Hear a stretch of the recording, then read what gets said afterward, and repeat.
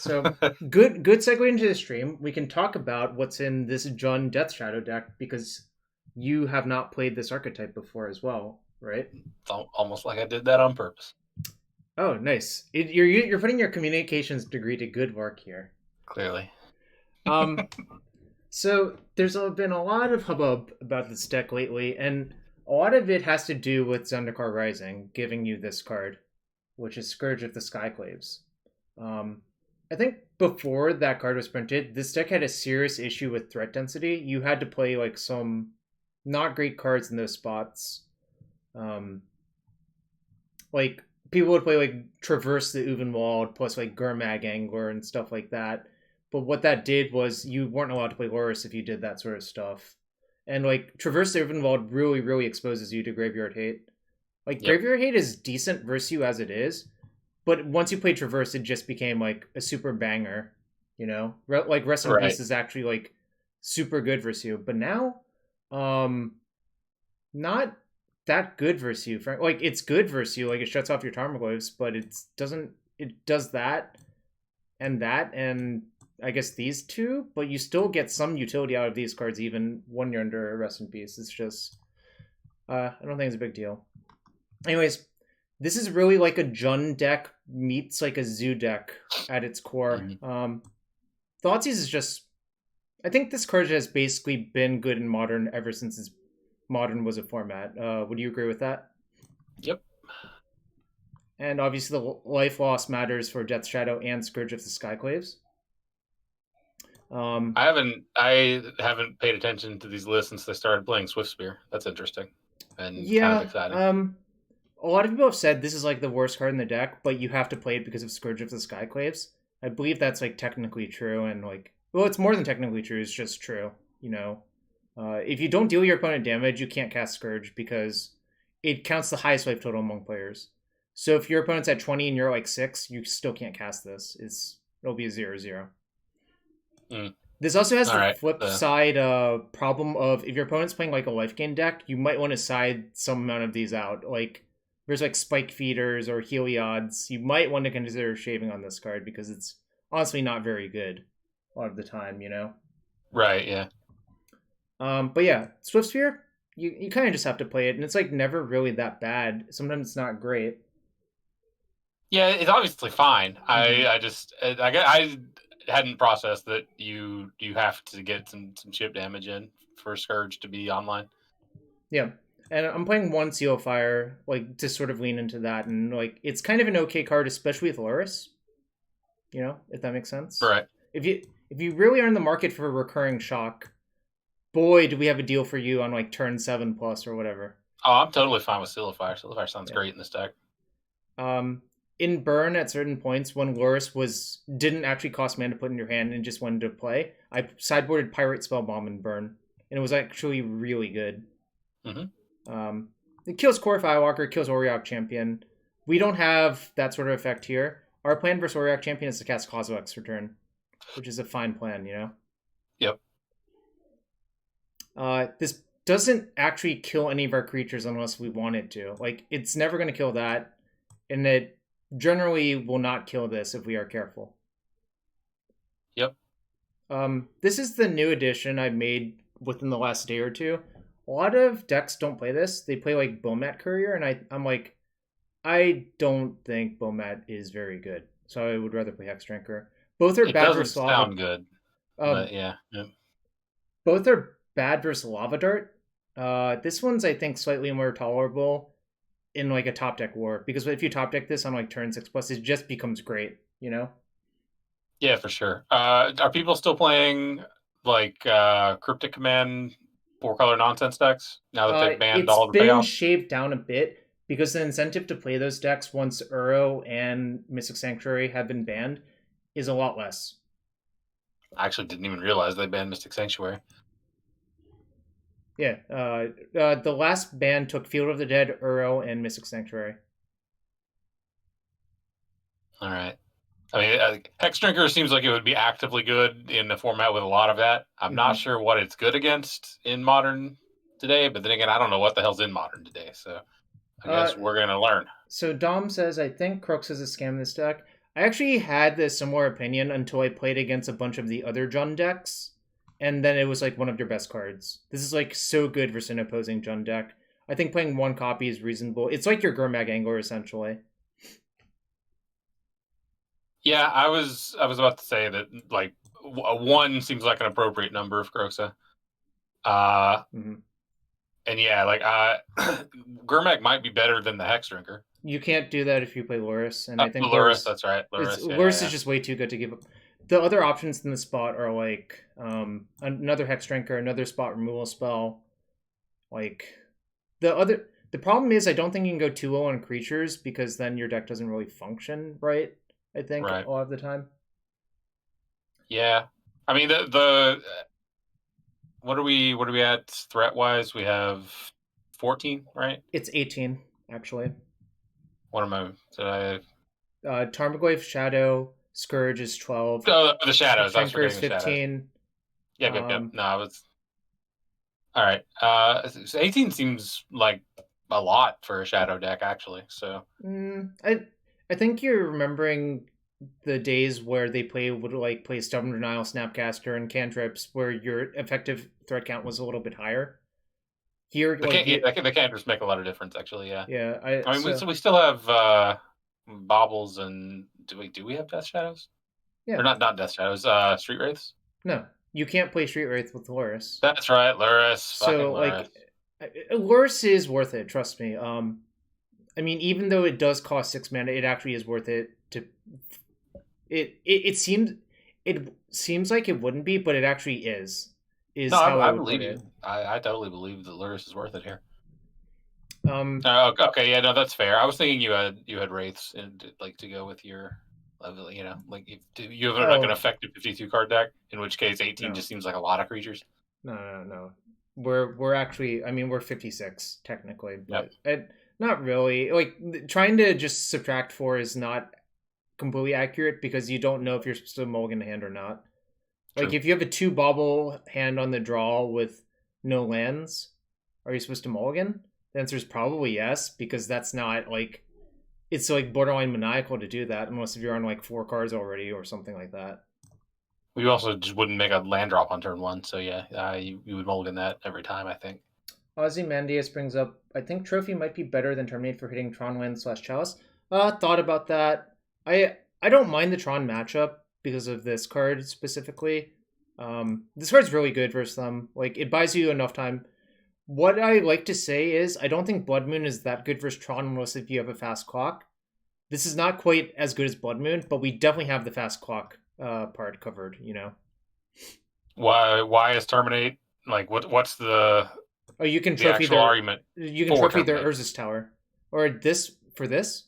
Yeah. Oh, like, I want to side this card in versus like Jund decks and not be like at card disadvantage parity or whatever. You wouldn't want Assassin's Trophy.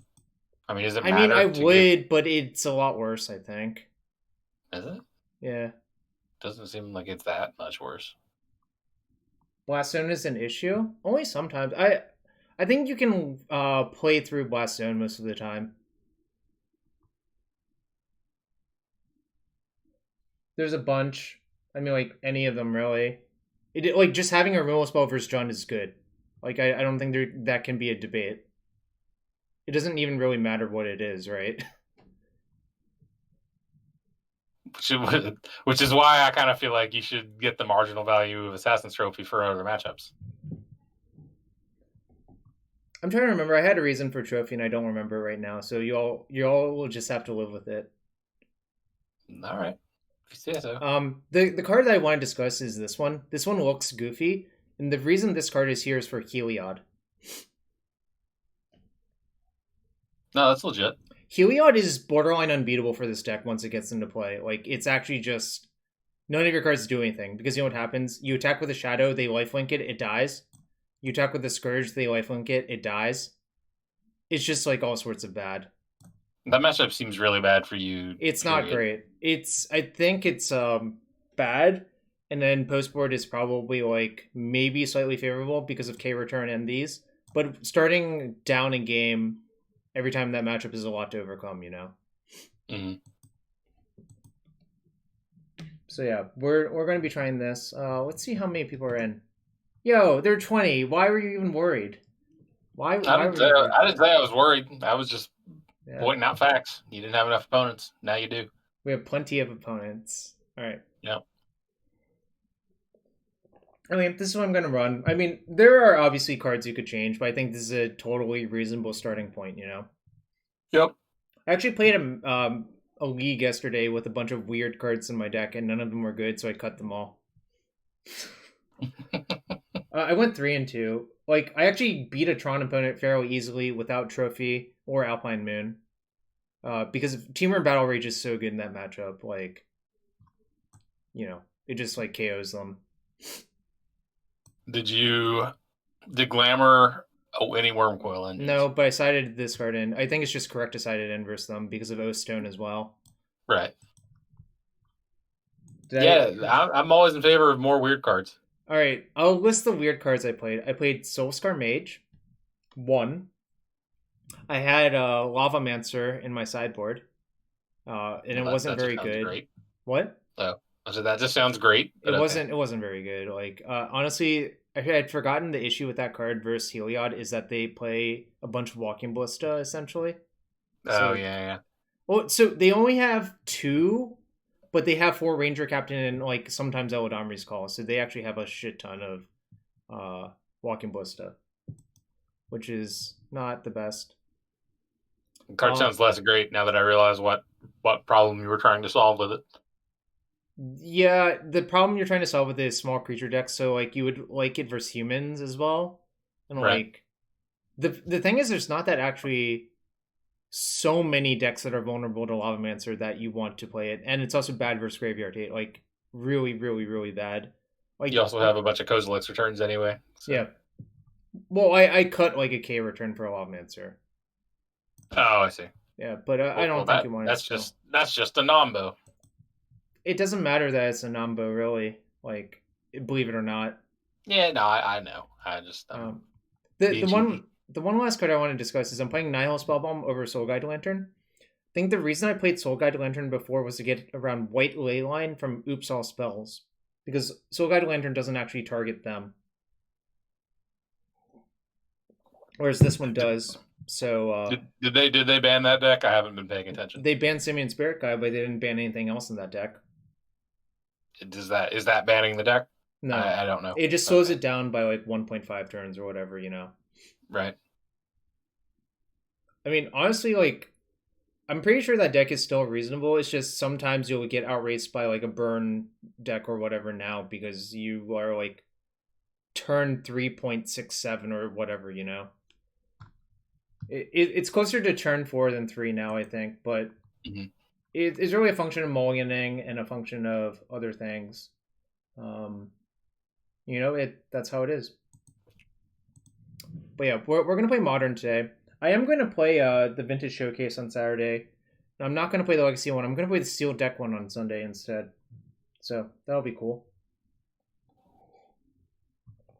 All right. We have 7 minutes to kill. You know what we can do, Shrout, in the meantime? Have you looked at Time Spiral Remastered at all? I have not. All right. Let's take a look at some cards in their old border. You've clearly seen all these cards before. It's just yep. But although some of them I might not recognize because of their weird borders and whatnots. But Busca Luongekwa? Far Wandering? No, Farseek, right? Oh, you almost said Far Wanderings. I was about to be like, man, you are a boomer. Yep. So few people in the chat I think would know what Far Wanderings is. Far Wanderings was great. It was in Thoughtseize? Key in Rice Snack. What did you say? Nah, in Rice Snack, the Tsuyoshi Fujita deck. Did you say Rice Snack? Yeah, that's what that deck was called. Look, I'm pretty sure no one in this chat, not even me, knows what that deck is. I will find it. Okay, cool. Chat, does anyone know what Rice Snack is? Okay, Dark PC Kane says they know what Rice Snack is. Wow. It's a deck from 2001 to 2002. You're gonna love this deck, by the way. All this deck is super cool.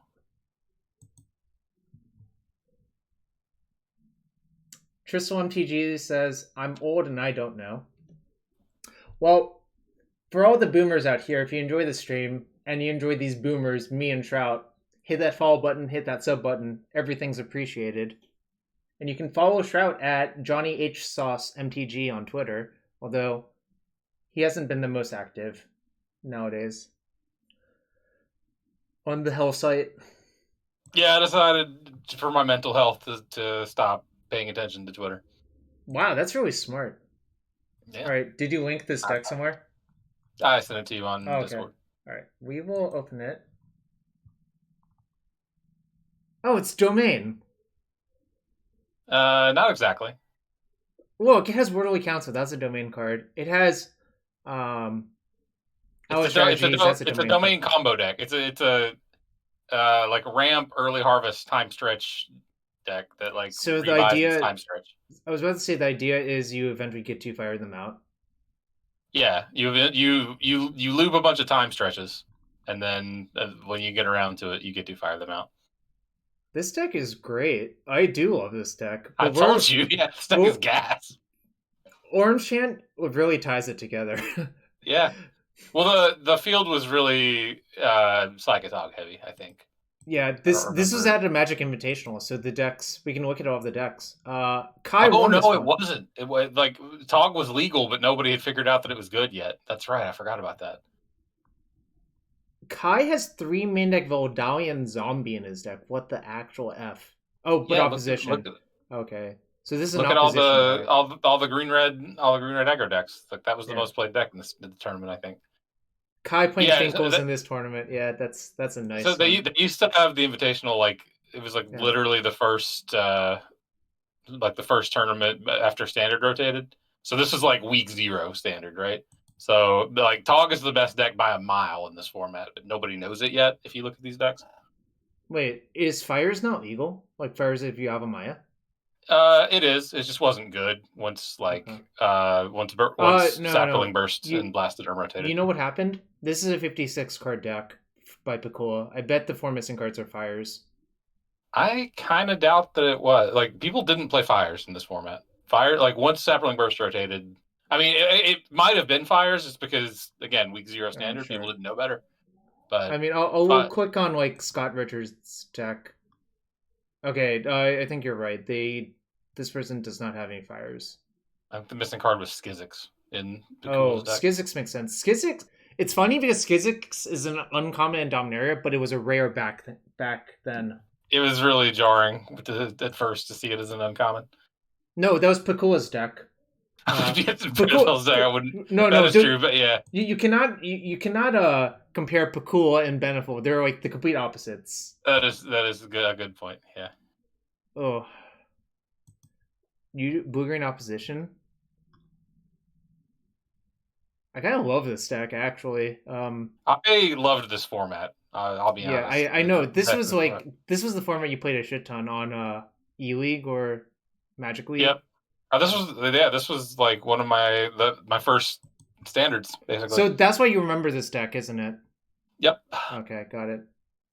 All right. Yeah, the mana bases were not good. We have it really good nowadays, mana base wise. Yeah, the mana bases were rough. Yo, look at this Becomment. That's sick. That is. Oh, Temur Battle Rage is in our deck, and so is Swiftspear. Are you gonna spend thousands of dollars acquiring old bordered cards? It seems kind of like overkill considering I own all of these cards already. Right, yeah. You know what? This is the biggest like FU. Like what? Imagine you open a Dreadhorde Arcanist and it's only good in like 1.5 formats now. What's the real one is Vintage and the 0.5 is Pioneer. Was it ever? It's still legal in Modern, right? Yeah, but it's not very good because all of the like blue cantrips are bad. But you can replay your like Inquisitions and stuff. Maybe it's better than the one of Snake thing in this deck. I don't really. I mean, like, what do we have? A bunch of discard and bolts, and Well, I don't that's know. not nothing. And Fatal Push. I don't know. I'm off it. Oh look, the tombstones on Stinkweed Dump. How does that make you feel? You love that. You low key love Yeah, that, but don't? the art's weird. So yeah, I am uncomfortable about that card. I assume the reason, like, usually when they reprint a card with some new art, I assume it's because of like legal reasons. Like they only got the rights to the art for like one printing or something like that. Is my guess back in the day. This Hexmage is sweet. It's like darker than normal. Actually, yeah, Hex Image, that art works really well with the old border. I do approve of that. Black cards just look cooler with the old border generally. It's the bubbles. Relentless Rats. If you really need to pimp out your casual deck with like 20 Relentless Rats, oh yeah, have fun. So there's one of each of these in every booster, I believe. It's like similar to the time shifted thing, I think. Someone correct me if I'm wrong.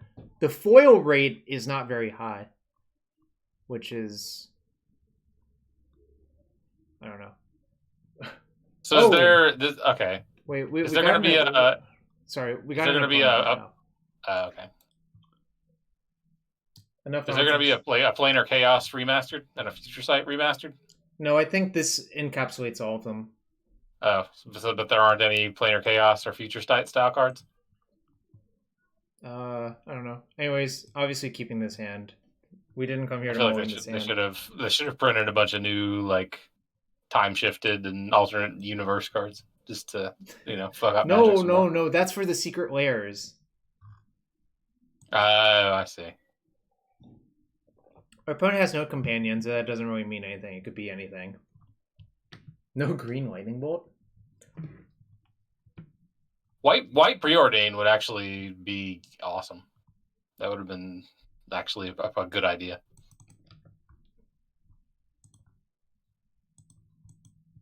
All right. If it's burn, I want to take it really slow and not take any unnecessary damage, which is kind of difficult for this deck, but it just means you play all of your stuff off curve. Yep, we can manage that here. Yeah, and I'm just not going to like aggressively shock because like, okay, it might be Grixis Death Shadow. It might be something else. We'll find out. All right, our hand's fairly fine versus like this. I mean, yeah, they could take that. It would kind of suck, but it doesn't suck that much, right? We just got to find another threat, which we conveniently played a bunch of. So yeah, that's the strength of Jund Death Shadow. Like you're really threat dense. All right, so that means they have like a threat that they want to protect or something like that. I think I'm just gonna play Swiftspear Bauble. Do you agree? Yep. Off the Blood Crypt.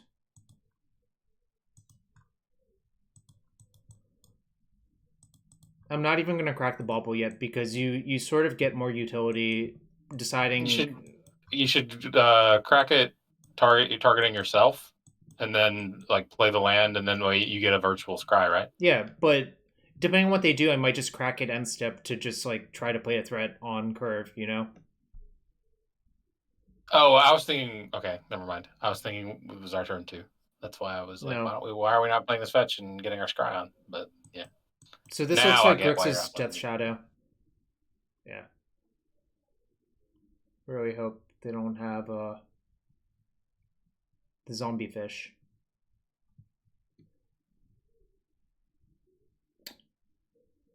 So this Azak says Mario Gomez plays GDS with some weird choices usually. All right. Well, we'll be on the lookout for that. Sten626, thank you for the resub. All right, I think I'm just going to cycle this now. All right, their top card's Fatal Push. So we have a real haymaker in this matchup, which is Veil of Summer. I don't really want to play this into the Fatal Push. I don't think that really works out well. I think what I'm going to do is Inquisition them. I approve. So the nice thing is, if we flood out, we can always put this into our hand and play it at some point and try to get at least one bauble back, which is like not nothing, you know? I mean, they can't stop that, right? Like at least one trigger. So I know their top card's Shadow. So if I attack them, that unlocks their shadows. Seems like I probably shouldn't do that, right?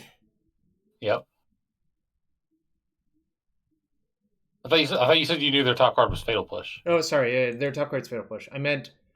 Yeah, they have shadow. What I meant was they can't enable a shadow if I don't attack them, so I'm not supposed to attack them, I think. Right. So I think I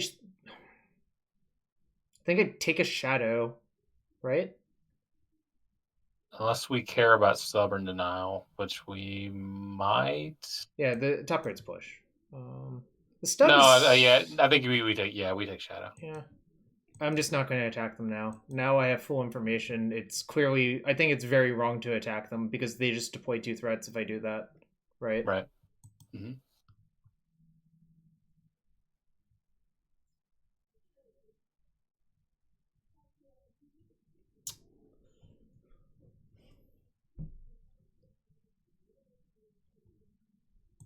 So I know they have these 4 in hand. So they can, like, push my thing and play Angler, or just play Angler, probably.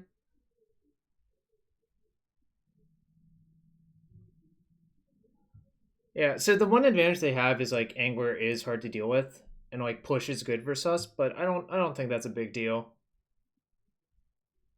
Right? Yeah, we'll manage here. It's going to be a little bit tough. It's perilous, yeah. Angler's huge and hard to kill. This is the problem. Right. No reason to crack the fetch now.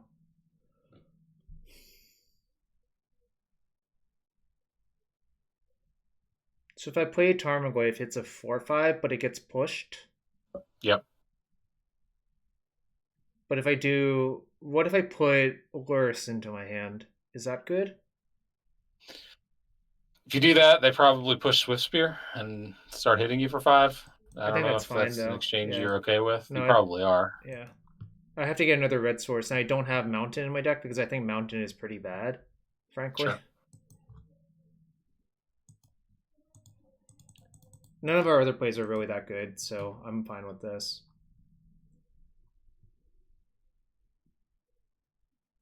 Do they have a Lurrus? No. They have Angler. I'm dumb.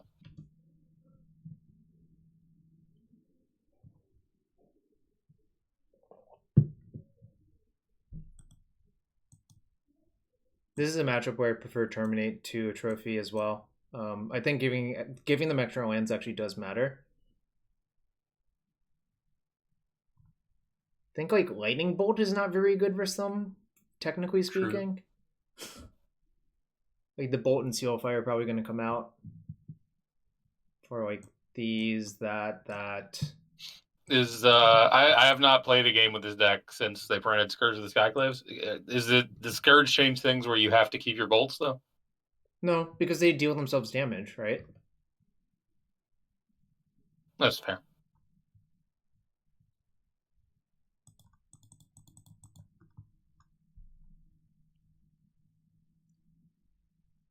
They can stubborn it out on my bauble. I will not give a shit.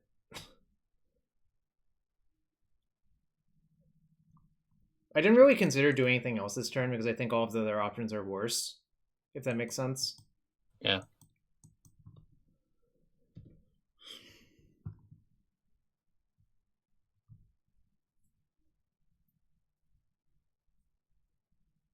These Battle Rages are like bad in this matchup too. It's kind of disappointing, but I can't remember how Revolt works at this point. Does the bauble turn on their Revolt?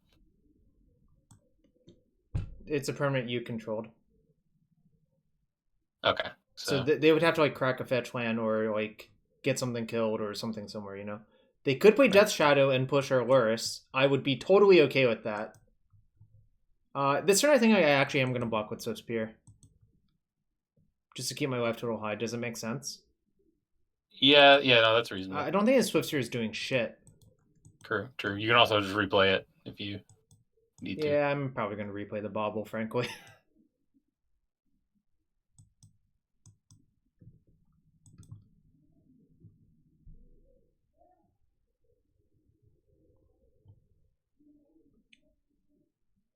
I wonder if I'm going to regret not taking that stub instead of a shadow. I doubt it. I mean,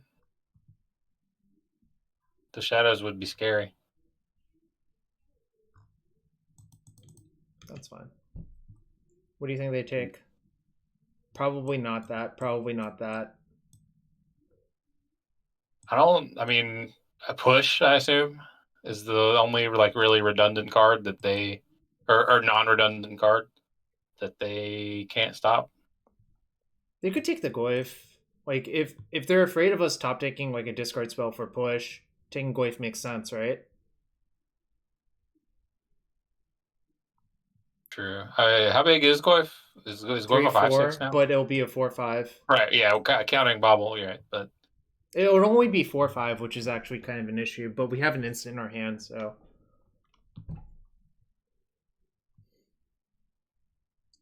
I always kind of like these games. They're like kind of weirdly complicated, you know? mm-hmm. Like there's a lot of things we could have done this game, and I think this makes sense to take. All right, so now they're gonna play a shadow. Oh, and now they can push the Lurrus. That's annoying. Yeah, it's okay. I mean, like we got our one card out of it. So their hand is these three. So it means we can use 1 mana removal to kill the shadow no matter what, even lightning bolt. So that's good. Oh, they didn't even play it. Okay. Their top card's Thought Scour.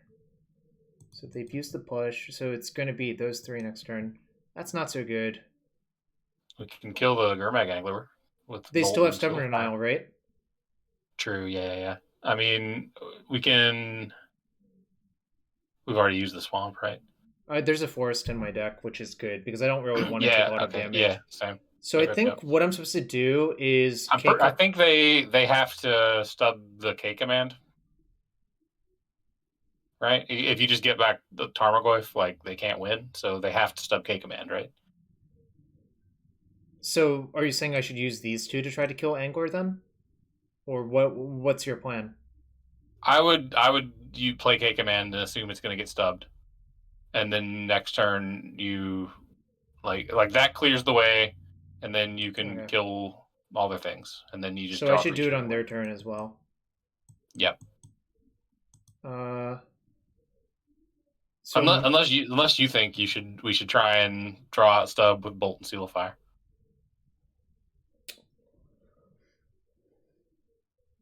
Regardless, we should play the Seal of Fire, right? Yes.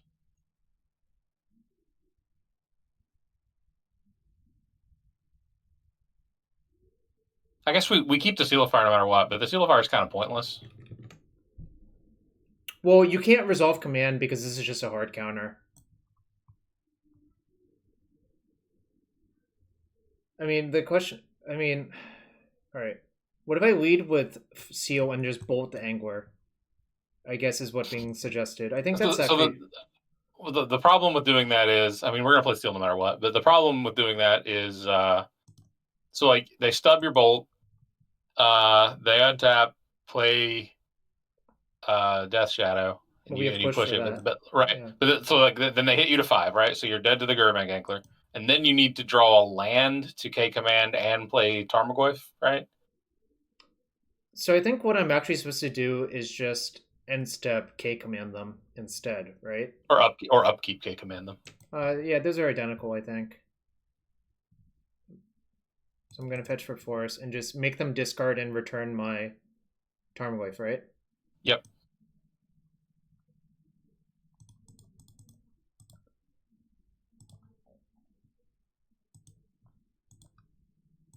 And like they basically have to stub this, I think, because both of their cards are good.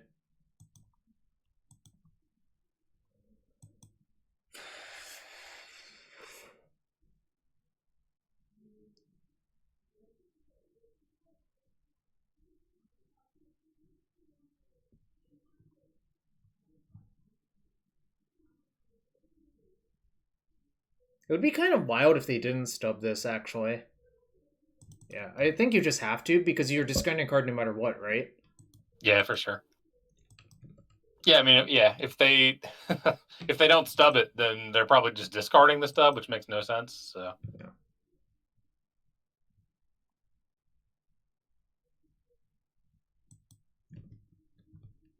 Alright, well, I'm gonna F6. If I'm dead to Battle Rage, I'm dead. I'm not gonna worry about it.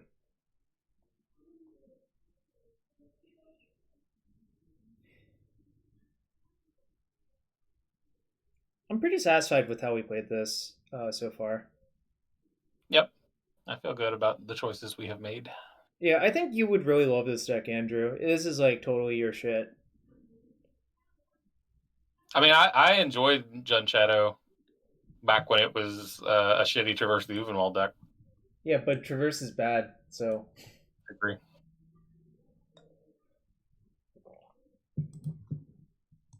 Oh, that's a beat. That is rough, yeah. It's actually really bad for me, I think. If I draw Scourge, it's good. But let's just draw Bolt and kill them. That's not Bolt. That was really lucky, I think. Like, yeah, that was a dagger. Oh well. I mean, like, we drew too many red cards. The red cards are not actually that good for some, which is the problem. Right? Right, yeah. Like, we drew 2, 3, 4 red cards, and they're, like, all pretty bad. That being said, I'm not going to side out the Swiftspears. I don't think you're allowed to. Yeah, like that. I think maybe I'll side out Temur Battle Rage. I'm trying to remember. It's, like, pretty bad, right? It doesn't seem great. Are we bringing in the spell bombs? Is that what we're making? I might sell them like one spell bomb, but it's not really that insane versus them. I mean, I guess you could sell me on spell bomb being better than lightning bolt, right? I'm not sure it is. Although I guess we cut the steel fire, so like bolt doesn't build to anything. Yeah, just like straight 2 bolts doesn't amount to shit. I agree, but if we just needed 1 turn to stabilize the board, then I think we're like in decent shape. Instead, we got 0 turns off like a random draw from their deck. P-Zepper, that's all I'm saying. I kind of like they're likely to not have stubborn after game 1, right? Yeah, but this is bad versus removal too. So, I mean, we have Veil. I think having 1 Battle Rage is fine. I would probably play 1 Battle Rage over the 3rd Spellbomb. All right, I'm fine with that. I don't want to draw 2 Battle Rages ever, so I'm fine with this. Right. Like, the 2nd Battle Rage is definitely bad, you know? True. Yeah, we weren't like in great shape, honestly. I think if they brick that turn, we were actually in good shape. Frankly. I mean, if they brick and then we hit something, like we didn't have a threat either, so I don't know. I mean, we weren't in bad shape, but yeah, they hit, but it wasn't like disastrously unlucky or anything that they hit. Right. That was always the thing they could do. This is a great hand. Mm-hmm. The question is, how do I want to play it? We are down in game round 1, but welcome back, Daze Me Bro. I appreciate your support. And the question is, how do I want to play this hand? I want a Swiftspear Bobble. Yeah, I think that's just generally correct. I mean, obviously it does help them get closer to Shadow, but our hand's like pretty threat heavy, which is kind of nice, right? Yep. And obviously not burning this Bobble yet. I don't even think I need to burn it quite yet, right? I mean, I think we'll want to use our mana next turn, so I probably would, but I guess we don't need to, but I probably would. In which case, I probably should have done it during their upkeep to see what they were drawing for turn. True. Because now I don't get any info, right? You know what? I'm not going to use it yet. I think I don't actually need to. That's funny.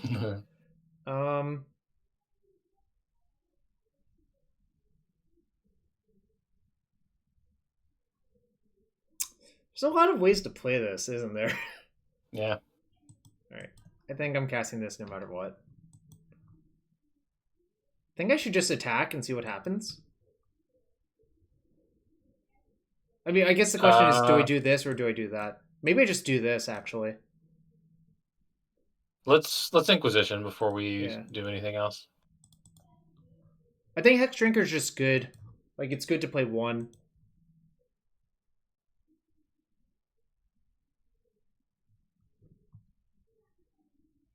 Maybe we can poke a hole in their defenses or something, you know? Is there any like any card that would be worth not playing Hex Drinker for if it was on top of our deck?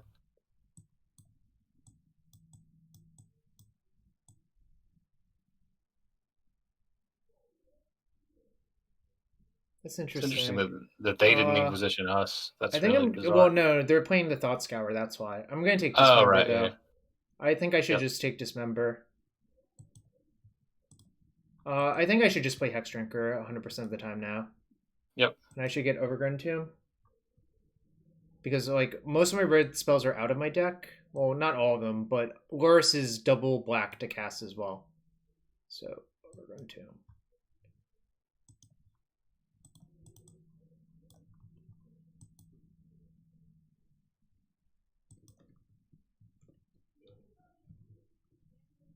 And I am going to burn both these bubbles because drawing a land I think would actually be pretty good. Like, frankly. Does that make sense to you? Yep. I'm saying stop upkeep because I think that's when I want to do it. I expect him to fetch here. You can do one upkeep and one end step. Yeah.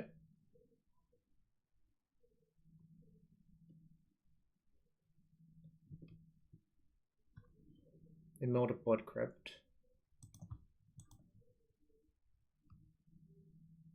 Alright, Delta. It's actually like pretty good for them. So they can fetch, shock, Inquisition, play Anger. That's a beat.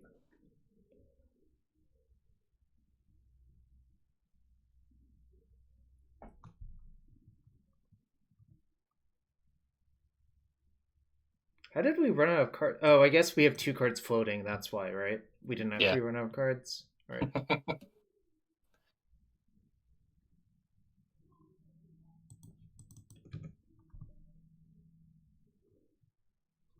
So do you think they scour first and then play Angor? Or are they just playing Angor? There are a lot of options here. It's nice that we don't really care about Thought Scour, or sorry, about Stubborn Denial, but... Well, I know they don't have it either, right? Yeah, true. No, I just realized that. For some reason in my head they had one. Oh no, sorry, they have one unknown card, right? They burned one Thought Scour? Yeah. Wait, no they don't. 1, 2, 3, 4, no, 5. yeah, Okay. You should know everything, actually, yeah. Oh, this was actually excellent, I think. Agree. No, they don't have push. I know their entire hand. They have a Scour up. Oh no, so they have one unknown card. They have one unknown card. Yeah.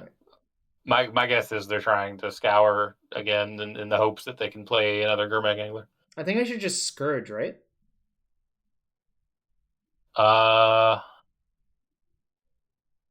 Yeah, that sounds right. I should Scourge off of a fetch, I think, as well. Oh, I can just play the Scourge and say go, because it's a 5/5. And it'll be a 6. It can be a 6/6 if I fetch, so it plays around Dismember. Yo, what's up, 90s MTG? Welcome to the stream. Alright.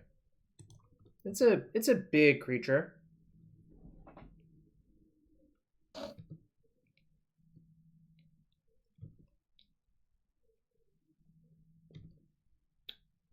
This untapped mana is kind of suspicious, but there's really no way, like, no 2 ways about it, right?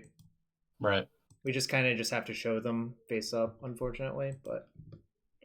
I mean, honestly, we're in a pretty good state.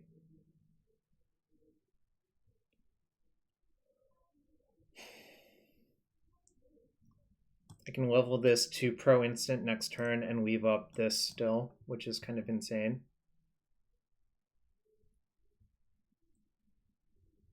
And then hit a land, then immediately untap and make it a 6/6. Actually, it won't even matter. We'll have just won the game by then. So, Progenitus is a good card. Dude, you remember this card in MH1 draft? It was fucking horseshit. Look how thick the snake's neck is. What the hell's going on? Like, what the hell kind of hex did the snake drink? I basically have to do this 100% of the time. You are priced in. Do snakes have necks? I would assume so, but I don't know. Snake is literally all neck, isn't it? That's just what a snake is a neck. Boom! Cryptic Command costs 1 mana, Andrew. Now Scourge is lethal. That's kind of sick. Yeah, but they're going to play another Angler, right?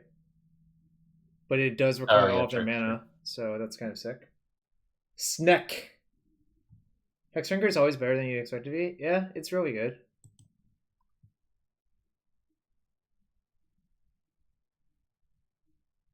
Yeah, I mean, they play another Angler, but then it just gets abyssed. Ooh, that's also good. Yep. So how do I want to play this? Just probably like...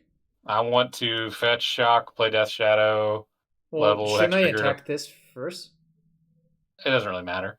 They're going to make the same play no matter what. But yeah, I mean, I guess, yeah, you should attack first. I'm not attacking. We're not attacking with the Hexdrinker, so yeah. Am I attacking with this? No. No. Yeah, I don't think so. I think this is just the correct attack. If they can't even double block. God, this card is so good.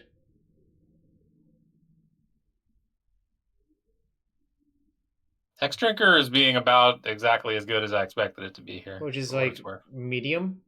Yep. I knew what you expected. Do I even fetch Shock? I don't guess. There's not any. I can't think of a reason to. But... Yeah.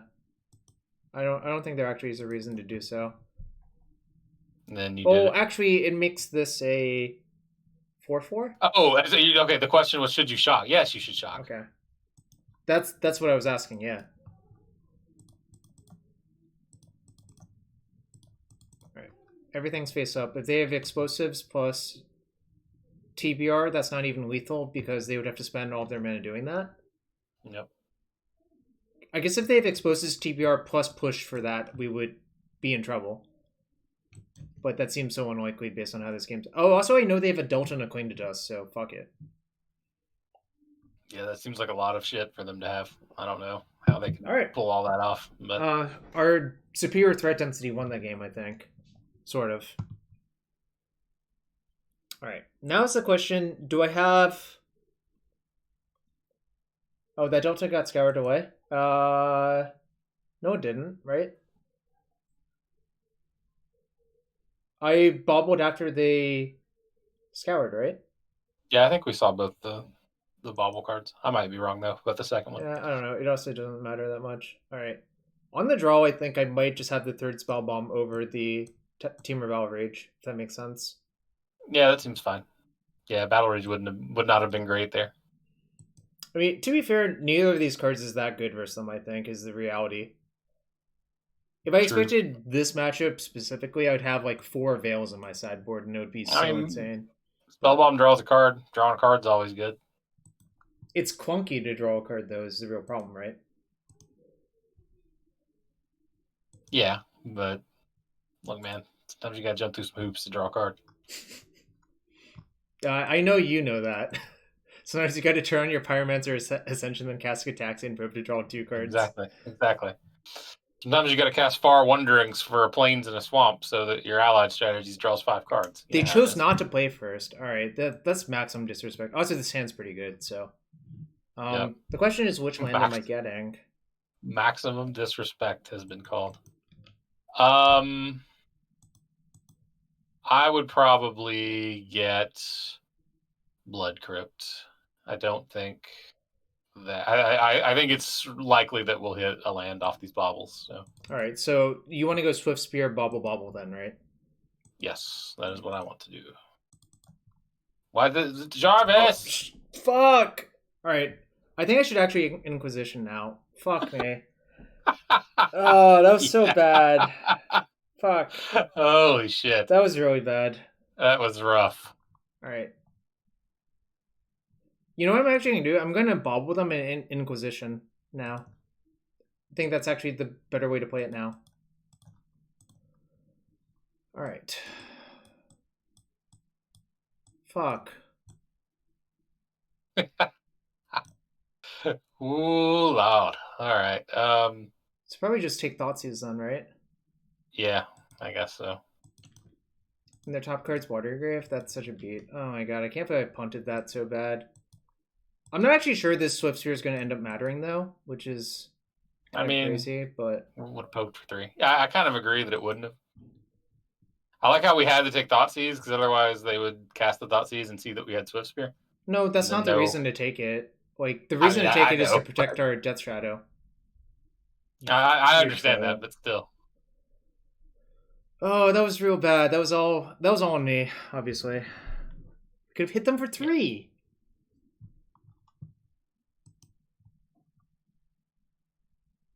We're too busy thinking about allied strategies. I Not was. I love Ally Strategies. It's one of my favorite cards. It's so fun. Do you agree with that? definitely do. Who doesn't want to draw 5 for 5 mana? And then buy back the allied strategies with restock.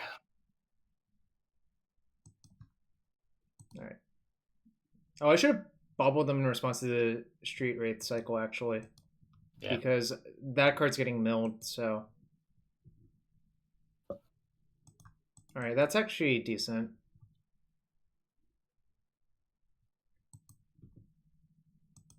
Sort of.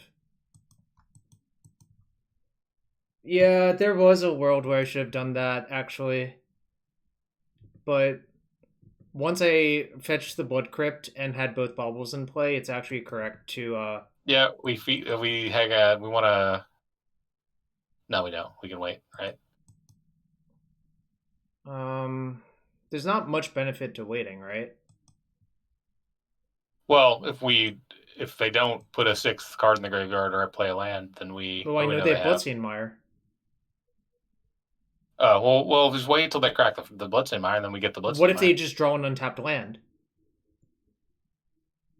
Okay, fair. Yeah, crack Yeah, it. like I mean, I can do a draw step, but I basically think there is no upside to hoping that they miss because then we'll just be staring down a 5/5, right? Sure.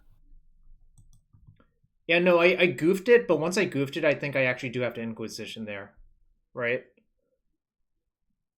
It's weird that they haven't played their bobble yet. Did they play their bobble? They scoured it away. Oh, okay, that's right. Like that's not actually in their end. There's like 3 mystery cards. 4 mystery cards now. No, 3. Basically, I'm just hoping the hope here is that they don't have enough threats in their deck because that sometimes happens to Grixis Shadow. Right. All right.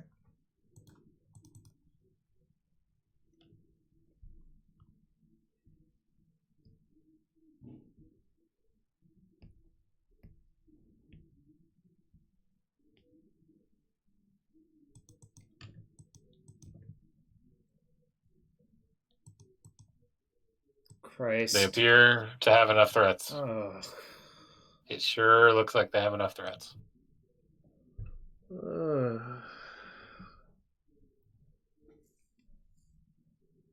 Not drawing a land made this game hard, I think. True. We probably are taking Drown in the lock, right? Or are they gonna? You have to take JVP then, right? Yeah, you do actually. Yeah, you just take JVP and hope like to work out the rest. But I think I'm mostly dead now. They drew so many threats. Like this is still manageable. Like if I they, mean, it depends a lot, right? yeah, I mean once they like chonk us for 5 once our Death Shadows get turned on, then that's fine. True. I guess I can finally play Swiftspear. I guess the upside to not playing Swiftspear is their Shadow's dead now. Silver linings, right? Yep. For what it's worth, I think this is drawing first thing is total nonsense because of Loris.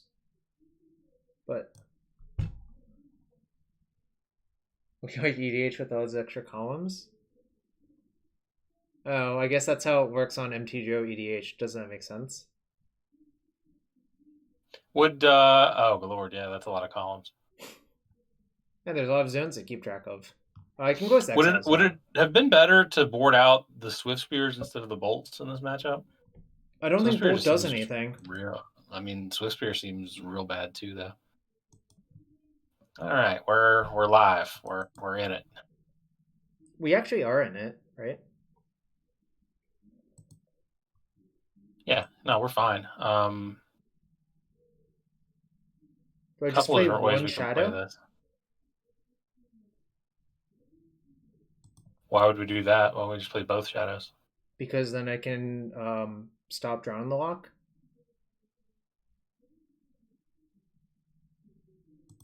You think? Oh, they would probably. Like when I they guess they would try do to. that, wouldn't they? Yeah. I think I'm going to do that. I mean, they might also K-command your Death Shadow. That's a problem, but it's not a problem because we can still veil it. But like, then we don't have an answer for drown.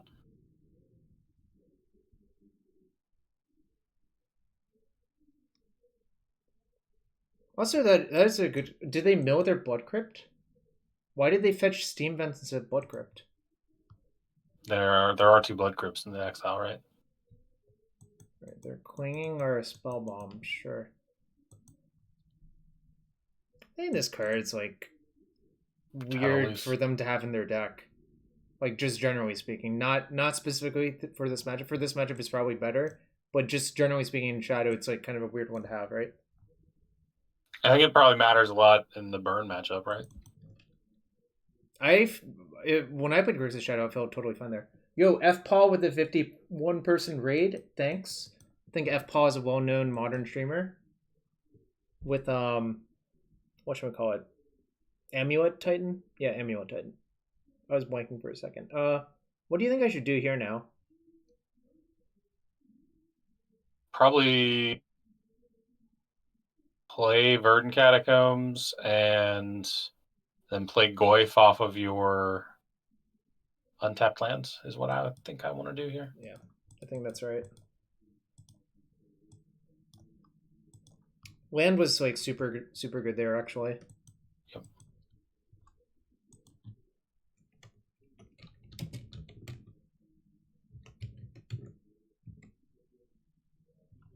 Yo, Roll of Vol, thank you for the follow.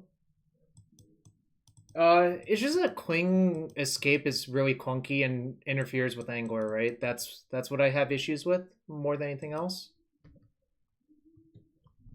Well, I mean, buying it back interferes with the Angler. Yeah, it interferes a lot, right? And like this deck plays 4 Anglers, I believe, right? Yeah, I guess that's fair. It is a little asking a little bit. It was like we're sort of fine now, right? We're sort of fine. We're always sort of fine. Yeah, these matchups are volatile, right? Like there's no question about that. But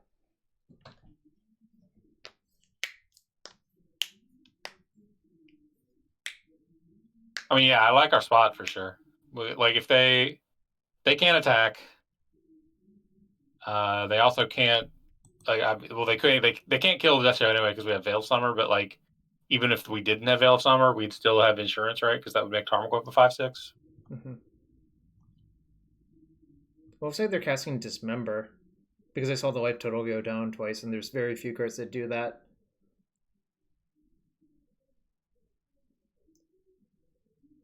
And that's going to be really bad for them, I believe.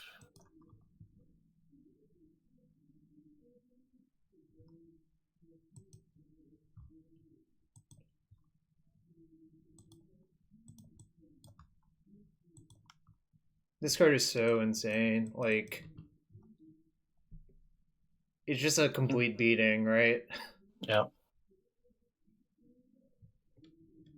What happens if I attack? Is it good for me to attack?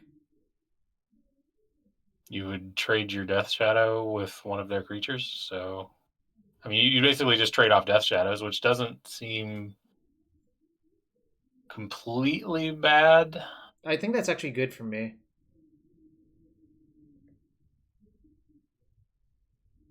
Yeah, I'm fine with it, especially because we have the Swiftspear as a chump blocker if we need it.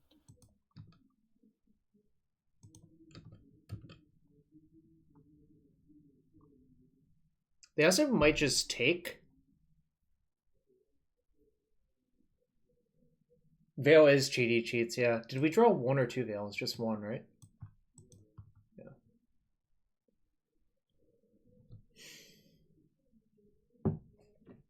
No, I don't like Claim Fame. Think that's a much worse card than Culligan's Command on average.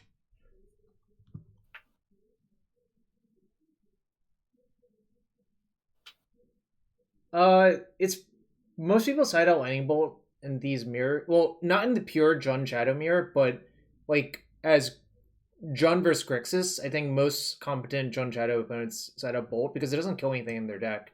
It's like literally just Lava Spike, right? Which is not the worst, but yeah. It's pretty bad, I think. Do they have Death Shadow in their hand, or is that the one that's in play?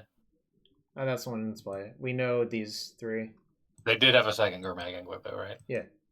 Okay.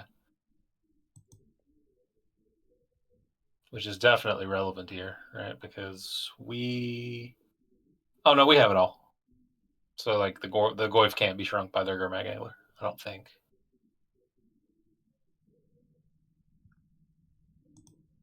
Bold. That seems like really not what you should do. I don't really understand that one. Do you want to explain that one, Shrout? Nope. I actually do not want to explain that one. I mean, they might have... Yeah, I don't know, because now their Death Shadow's not even very big.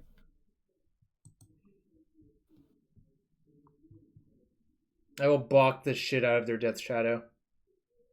I know they're afraid of TBR, but like, you can't beat everything. I think you should just accept losing a TBR there. Because if I had TBR, wouldn't it just be lethal anyways? No, You would have attacked with Tarmogoyf. No, it would have been lethal, right? Because I fetched Shock down to 7. TBR is 2 plus 7 damage, which is 9. So that play didn't even play around TBR. Is 5 lands considered flooding here? I mean, we're mana screwed and flooded now, like, so not really, I think. It only counts as flooding if we lose. That's how that works. So they've drawn the lock now. You need an explanation? Well, you're not going to get one from me. Tough luck, man. That's a good one. Can we kick that? No, we're always off. No, it's 7 mana to kick it. I think what I'm supposed to... So they can fetch Shock down to 7, but I think I should just shove with both my shadows. And nothing else. They can just go to 2, though, right? Like, what if we just attack with Tarmogoyf? Well, then don't they block... Oh, yeah, you're right. Never mind. Isn't that just not good to attack with it? Because they can Yeah, no, you're right. You're right.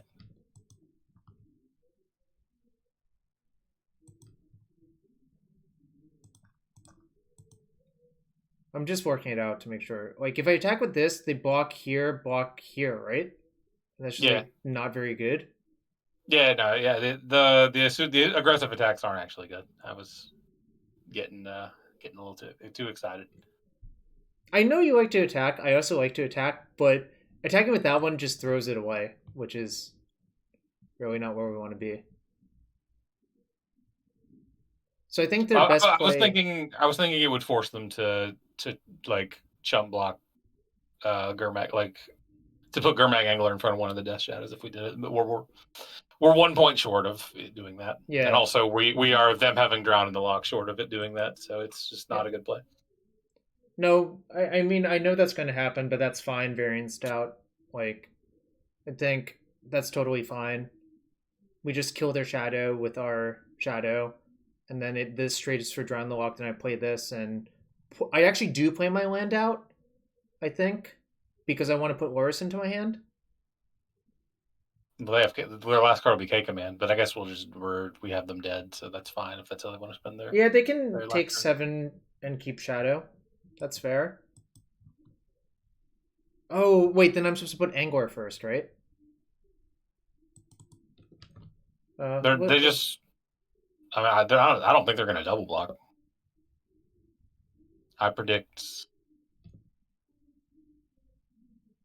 Oh, they're not even... That's interesting. All right. What? So I guess I'm dead to Temur Battle Rage if they draw it, but I know 3 of their cards. Yeah, this works, I guess. So I guess the question is, do I even put the Lurrus into my hand, or do I bluff them? I would put the Lurrus in your hand. Yeah. I think there's like too many scenarios where not doing that is wrong, right? Yeah, well, that and I think they are in a bad enough shape that there's no world where they don't cast Temur Battle Rage if they have Temur Battle Rage. Sure. Okay. And if they don't have it, there can be a weird scenario where not putting Lurrus in my hand will lose me the game, right? Yep. If they have it, they have it. I don't think I could really play around it, right? Correct.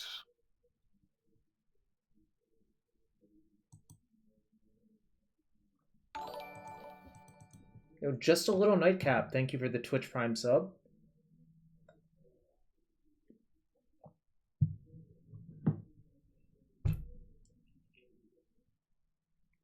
I mean, I know they have Angler K command, so K command can kill that, make me discard, but then I can block. Is that still this is still the first angler that's in play, right? Yeah. So we do know that angler in their hand. Then yeah, it's their cards have to be Swamp Fatal Push, which is a tall order for them because they probably only have one swamp. I don't remember. Azax would know. Like Island Fatal Push would also work, right? Yeah, it would. So yeah, basic Fatal Push, or just Temur Battle Rage. But I assume they wore most of those out. If we get Battle Rage Soviet, I'm not going to worry about that. Like that good beats, right? I mean, yep. It's kind of funny. Like Temur Battle Rage is so often bad, then you get into spots like this where it's like just incredible because like it's the only card that matters, right? Yep. Okay, well, this is not very logical because I think I just make this play, right? Yeah, I guess so. I'm trying to think what can go wrong if you like is there any argument for like just taking 5, but they have K command. Oh yeah, that's a reason not to do that. Yes, there's a reason face up, Shrout. We cannot take 5 damage. Smart. Woo! Jarvis clap, chat. Jarvis clap. That was a stressful one. Can we talk about how we definitely would have lost that game if you had sequenced correctly on turn 1? Yeah, it's kind of funny. Like, actually, I don't think playing the Swiftspear is actually a slam dunk correct play, but I think we definitely would have lost if I had, right? Yeah. Which is kind of funny. All right, 1, 2, 3. We have 3 subs, so I'll open some number of chests. Let's see how many I have. Don't think I have 3, but I have 1. So this is for the first sub of the night, and that's 10. Remember when you had like 250 chests sitting around? Remember when I opened all for the chat? I do. Yeah, so then I don't have any left. I was there. I seen it. By the way, I opened a Threads of Disloyalty, which is a sweet card, but I don't think it's worth anything anymore. Azax says it's more like play Lurrus, get rewarded. I agree with that. Play weird, get rewarded. Yep. We definitely did not like. We didn't even play the Lurrus though. Yeah, we put it into our hand, then our opponent died, which is kind of funny. All right, so we're 1-0. I'll use the bathroom real quick because we have like a minute. Entertain the chat for a minute, Shrout. It's up to you. Nope.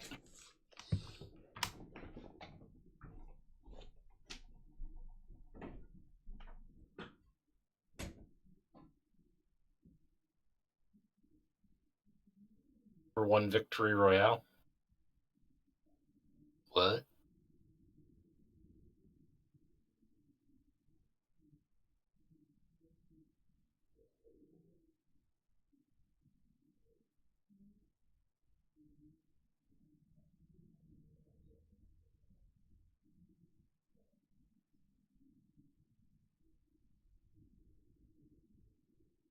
Old bordered piff. I didn't know that was a thing. I mean, it probably looks cooler than new bordered piff, but I'm not gonna acquire any if that's what you're asking. This person usually played time walks. This is a triple sweep taking turns person, IRL. Nice. This hand's like unplayable in this matchup. What is the most boring Magic story you can share? Man, Shroud probably that's had. I mean, like, you have that's to a have paradoxical question, because like, yeah. the most boring Magic story is interesting by its very boringness, So this is one of those questions that just like tears the fabric of the universe. Variant Stout, if you're Paul, which I think you are, don't you just beat them with your Storm deck then? The third most boring. I'm just gonna mulligan this hand. One time, I got paired with Jarvis at a Star City Invitational, and I beat him. Yeah, that's pretty boring. Actually, am I supposed to mulligan this hand? I mean, I'm not like a lock. Like they might have switched, but all right. I guess I'll keep. Like if it was unknown, I would actually keep this hand, right? Yeah, but I think it's their username is time walking on sunshine. What are we supposed to do here? Are we bolting them and then playing Scourge? No, I'm playing Len and saying go and seeing what they do. Well, yeah, but end step. Like if they don't give us anything else to do, are we going to bolt them to play Scourge? Yes, is that the plan? Yeah, that is. Oh my god, bad draw. All right. These both can fetch Blood Crypt, and I have the forest, so it doesn't really matter which land I play, I think. Yep.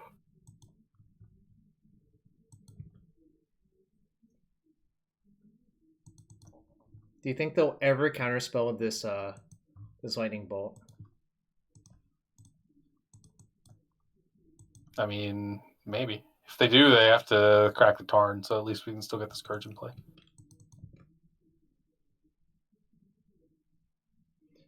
Alternatively, do I play Tarmogoyf because it outsizes Bolt this turn for sure? Yeah, I probably would.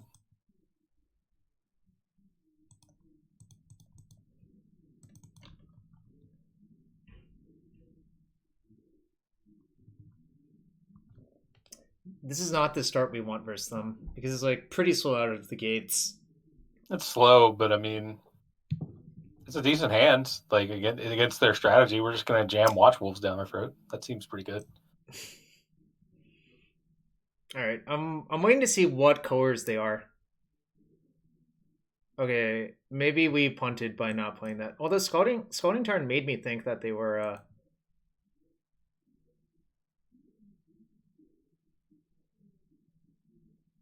Farseek? Why are we talking about Farseek? There are no Farseeks in this match. Feels like Cryptic Command. And I only have 2 drops. This is rough. I think I'm gonna lose this game probably if I had to guess, but now I'm jamming this, I think. Yeah.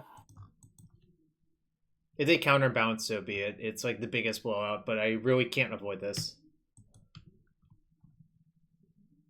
Yo, what's up, Legacy Council? We're playing against Time Walk's opponent, I think. This person always play like Time Walk. Well, we also saw Temporal Mastery, so it's just 100% known now, right? I mean, it's in the name. They're being upfront about it. Huh? Just like what? Time walking on Sunshine. Oh, okay. They had 2 bolts. They should have let that resolve, I guess. I don't know. That was like kind of weird. How do they attack our life total? Do they? Does it matter? They don't. Also, they're using 2 bolts on my Scourge of the Skyclaves. I'm not going to worry about it, you know? Right. Well, I'm just saying, there's no reason not to just take 2 here, right?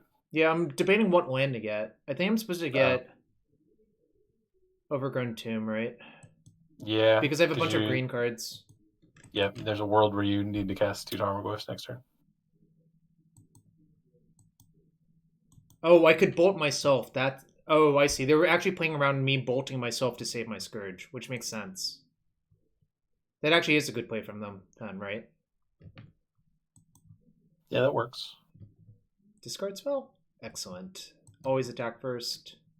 I think you should have Thoughtseize first in case it put an extra point, in case it grew your Goyf. It's not. It's like almost certainly not going to. I guess I tap like this. And if they have Cryptic Command, they counter that bounce, right? Like, isn't that worse? Yeah, fair. Man, remember? All right. All right, don't Yeah, have it. Just play you like you thing in the smart, Jarvis. ice. You smart. Yeah, no. I don't think you can Thoughtseize first. Like you just get blown out too often. I think.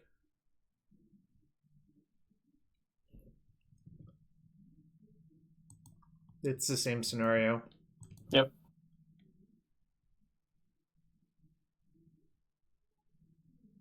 All right. I can Thoughtseize them now though, which is like kind of nice actually. Smart. How much am I charging for these lessons? Are there lessons being taught? Vote, take, time warp, right? Correct. Yeah. I like how you could argue taking off, but time warp is just 5 mana opt.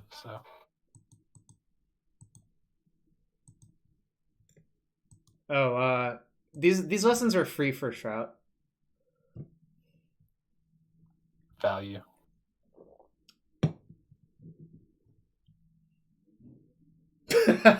Matt's. I've been here for 5 minutes. Shrout keeps giving me lines that lose. Is this some challenge where I'm playing with the handicap? Pretty much, actually. Pretty much. What I gave her? Sorry. What did I? What?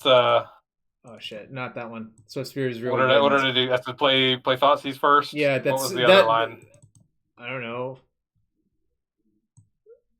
I'm sure there's something else.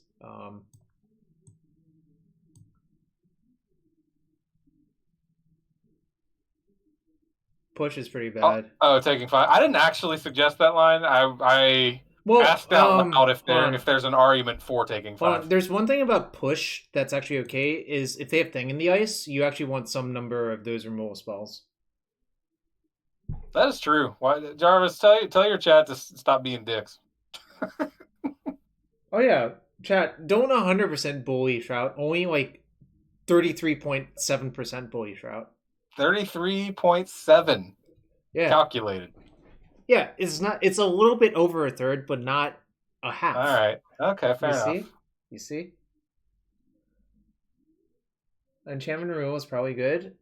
Maybe. I don't know. Like, I haven't seen a list for this deck in forever. I think this is like literally the only person that plays it. There's also like a small amount of merit to spell bomb, but it's like also not that good. It doesn't seem like any of these cards do anything, honestly. So I think you just hope I'll have one more push 6 in. card effects are good enough. Yeah. Someone said that their sideboard has a lot of hate for this matchup somehow. No, I don't know how that works. I think Paul was referring to the fact that Paul always plays Gift Storm, and that person has a lot of hate for Gift Storm. Oh, I see. Okay. I'm obviously not sure because like they play Snap. I mean, no, because the only creature that I expect them to play will die to push instead of terminate. Like they both die to the same. They die to all removal spells, so you'd rather have the 1 mana removal spell than 2 mana one. I don't think it really matters what else I put in my deck. This card's clearly great though. Yep. Snapcaster and thing. What are we bringing into Glamour and Unravel for? Dictate of Heliod. Ah, fuck it. Okay. I'm gonna just make sure I don't lose to Thing in the Ice because like losing to that deck playing Thing in the Ice is the most infuriating. Yeah, because sure. like once it happens, you just die because you just get 7 balled 3 times, right? That does seem likely. So I actually cut one of the disenchants for that reason, even though that might be loose. I think this is barely keepable. This might actually be worse than our first hand, but a Thoughtseize has such high value over replacement. I thought this is fine. Yeah, Thoughtseize is great for some. This sequence as well. We just turn 1 Thoughtseize, turn 2 play both our threats, right? Oh, that's true. Yeah.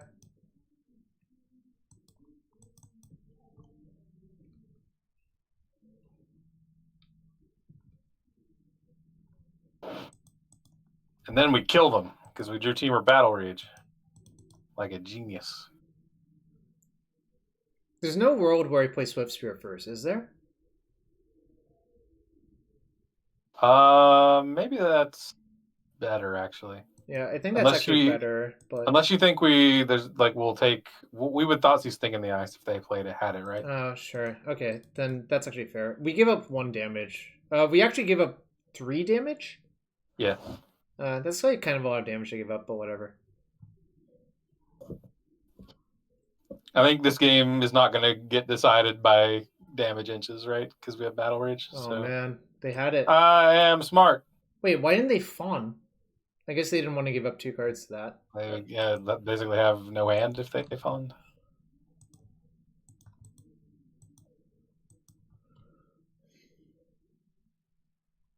I agree. If they have nothing going on, then we can ignore the time walks. Damn.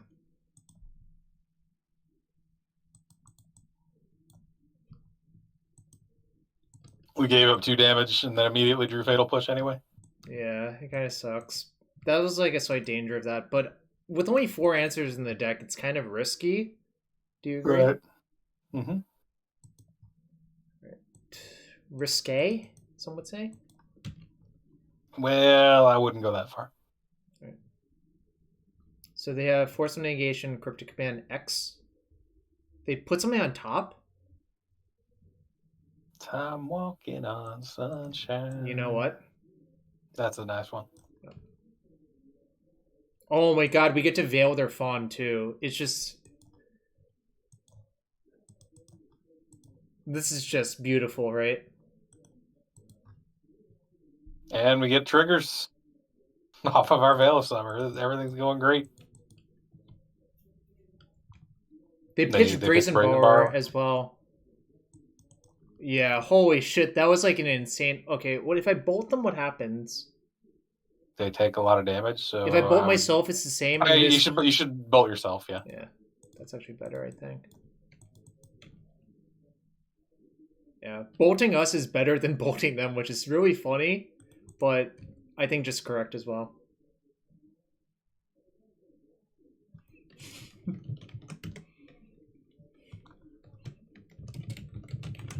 If I don't play a land, I want to try and kill them. This person has a very funny time warp rap on YouTube. Never mind, I want to just play a land, play the Bloodstained Mire, and try and kill them that way.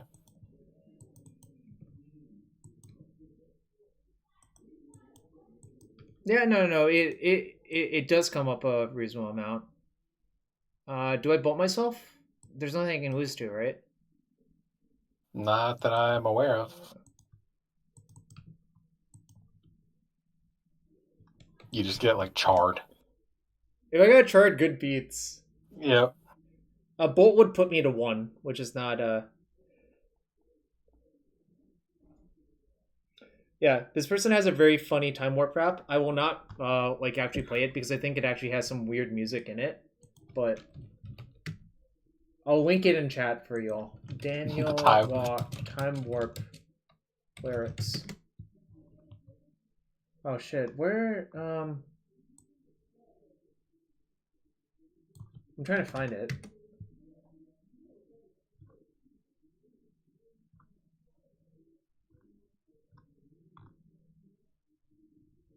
All right, I found it. I'll put it in chat because it's really funny. Psionic Blast. There's a... All right, that was a deep cut. Fast match. You know what we have time for? I have a cube match. I have a cube deck floating that we can play. It's a storm deck, so that's kind of sweet. Nice. Because we got to fill the time, so... My deck's not very good, but... What's up? This is like a bad version of not a great deck, so... Yeah, I mean, this is a little bit of a clunker, but it's that's fine. I don't hate this deck. Yeah, I know. I'm just kidding. I kind of hate it. It's not good. That's for damn sure. Yeah. We have like all the storm payoffs and none of the storm like enablers. We're missing the broken mana, which I think actually is more important, right? I do have a mana story drain. Time. Yeah. Do you want my 4th most boring Magic story now? Yes.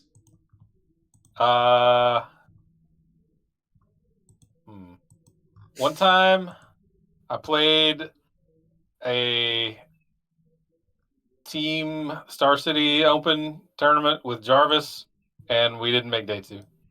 Yeah, it was pretty boring. Our legacy players deck was pretty not good, I think, which is That's true. That's true. I should not have let him do that.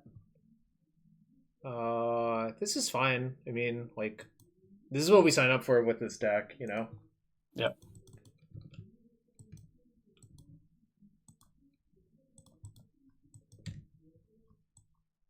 I'm probably not casting the tutor next turn. Well, actually, I might. It depends on what they do, I guess. But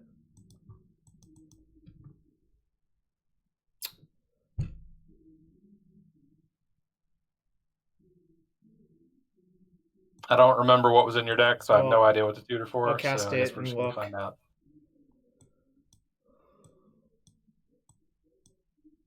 Could get like Mind's Desire or Turnabout. Oh no, the Turnabout's in my hand. Mind's Desire, I guess. Mind's Desire seems good. We're setting up for the long game.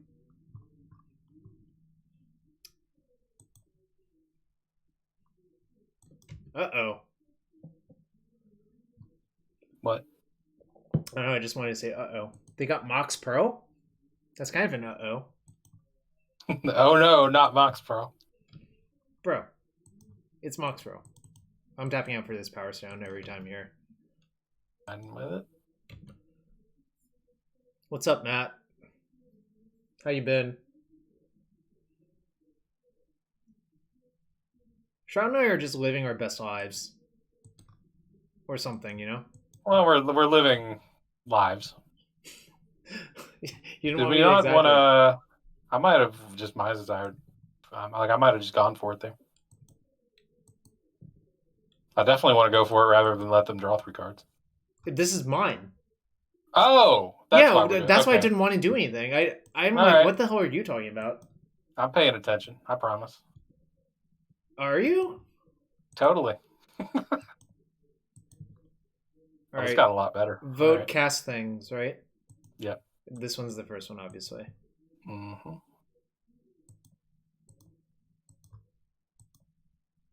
Hold on. Holding on. We're gonna want to untap our lands, right? So Oh, let's sure. not pick our Never lands up mind, yet. never mind. You're right. I almost did that wrong. Yeah, It would have been disastrous. Do I Frantic Search first? Probably, right? I think so. I almost punted it. That would have been pretty bad. Probably just these two. I think I actually might want to untap my Swamp because I think black mana might be a limiting factor. Only if this Cabal Writ doesn't resolve.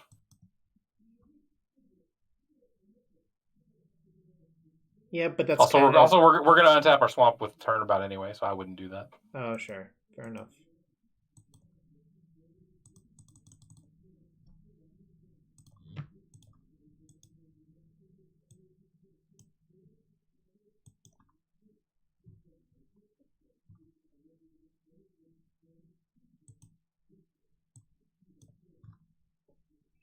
So 1, 2, 3, 4, 5, 6, 7. I Cabal Writ now.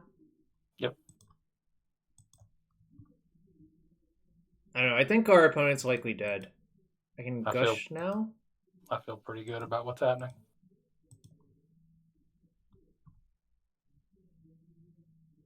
Do I just cast? Oh, let's see. 15, 19, 20. So I could Desire, Will, Desire, right? Which probably is lethal. Yeah.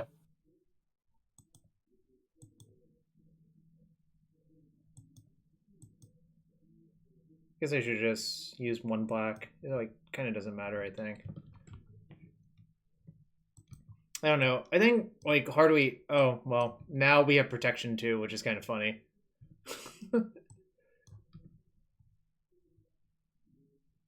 I can Heartless Actor shitter too. Yeah, we have all sorts of protection.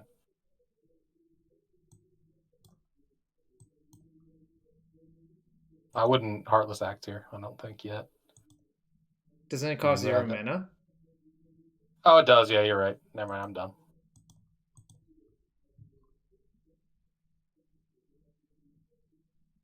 I'm not going to show them Brain Freeze just in case.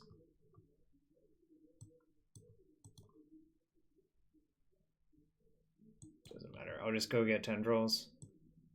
I would just cast Brain Freeze here before we do anything else. Like now that Brain Freeze is lethal on itself, I would just do it and just try and see their library. Yeah. Also see if they have an Eldrazi or not, because that's like valuable information, right? Exactly. Yeah. Yeah. No. This is definitely right.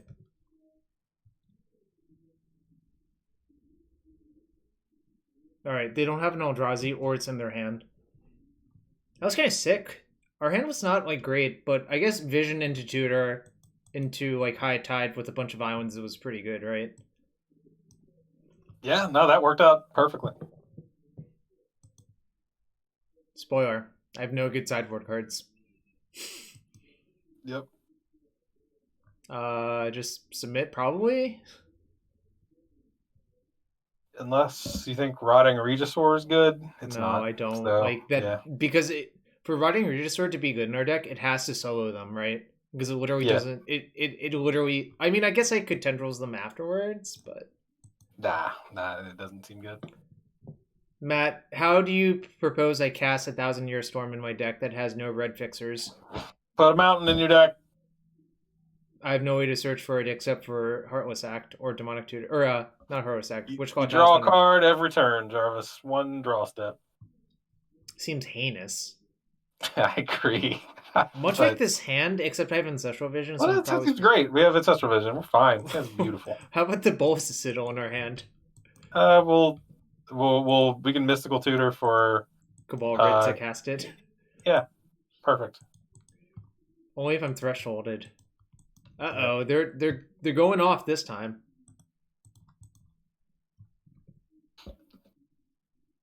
I want to leave up Heartless Act, even though like there's obviously a real cost to playing non-islands. But I think leaving up the Doomblade is probably better on average, right? Yep. Shit! Fuck. God, fuck the fairy. That card's such bullshit. That's bullshit. I hate it. Matt Soleil accusing me of saving the day again and suggesting bad plays only in the same stream. It's true, I do both of those things. I know. I was there. I think we're gonna lose. Now that I've like discarded a card. Oh, I'm almost certainly dead.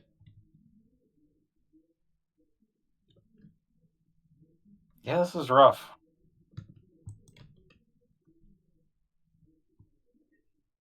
This is bad versus Jace now. Because I can only sorcery speed it. I guess the turn where it works is where I mystical and gush into the card I want, right? Right, I was about to point that out. Which unless they bounce the Worn Power Stone again, I think you can cast Bolas' Citadel if you tutor for Balrit, right? Is that going to work? Won't they? So I'll use 1, 2, 3, 4, 5, and Cabalrit 6. So that works, right? So I can wait until next turn. Maybe they'll just tap out for like some big stupid that doesn't do anything, right? Yep. All right, for those of you who are just joining, we are 2-0 in the Modern Prelim, so we're just like using our time well by playing some more Magic, you know? The Vintage Cube is back, and so... Okay, please. There you go, big dumb stupids. Confirmed. Please, just crack the clue. Okay. Or yes. Yes, that's fine. Little dumb stupids. Little dumb stupids. Man, this vision would have come off. We would probably easily have won if it resolved. So what? Like this? Yeah.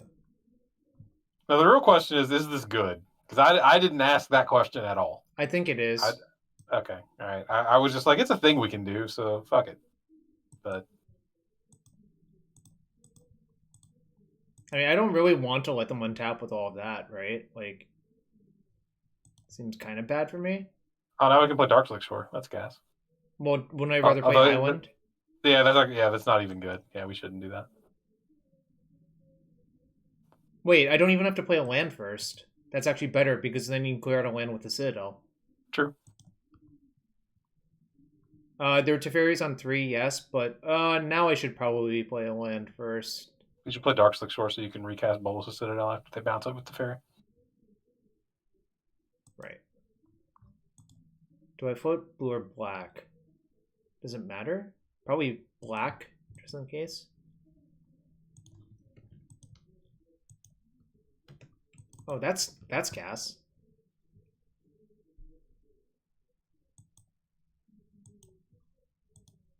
That's like a super ritual, right?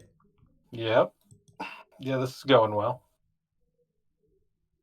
Oh, baby. So I have 4, 5, 6, 7. Do you have any more mana? Can you get with Wishclaw Talisman? No.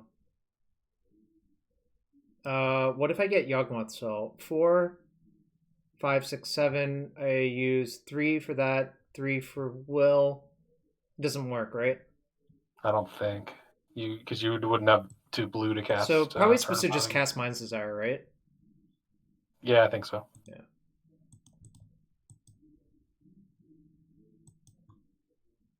We've black floating, I guess.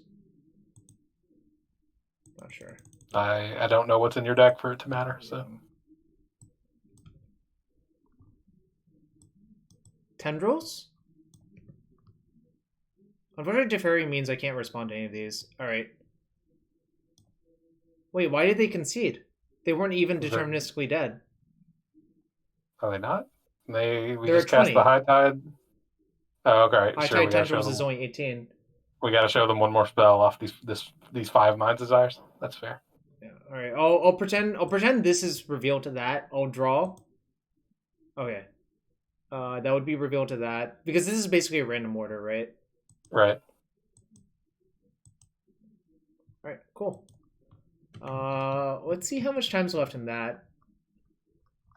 2 matches remaining. I predict we should not attempt another storming. Look, easy peasy. We're undefeated in matches tonight, Shrout. It's basically perfect. Yep. All of our wins are because I'm a genius, and all of our losses are because you're a big dum-dum. But we don't have any losses. So basically, I'm not a big dum-dum? Yes. You heard it here first. First and only time I'm ever going to confirm that Jarvis is not a big dum-dum. All right, you have to tell another story, Shrout. Tell a good story this time, not a boring story.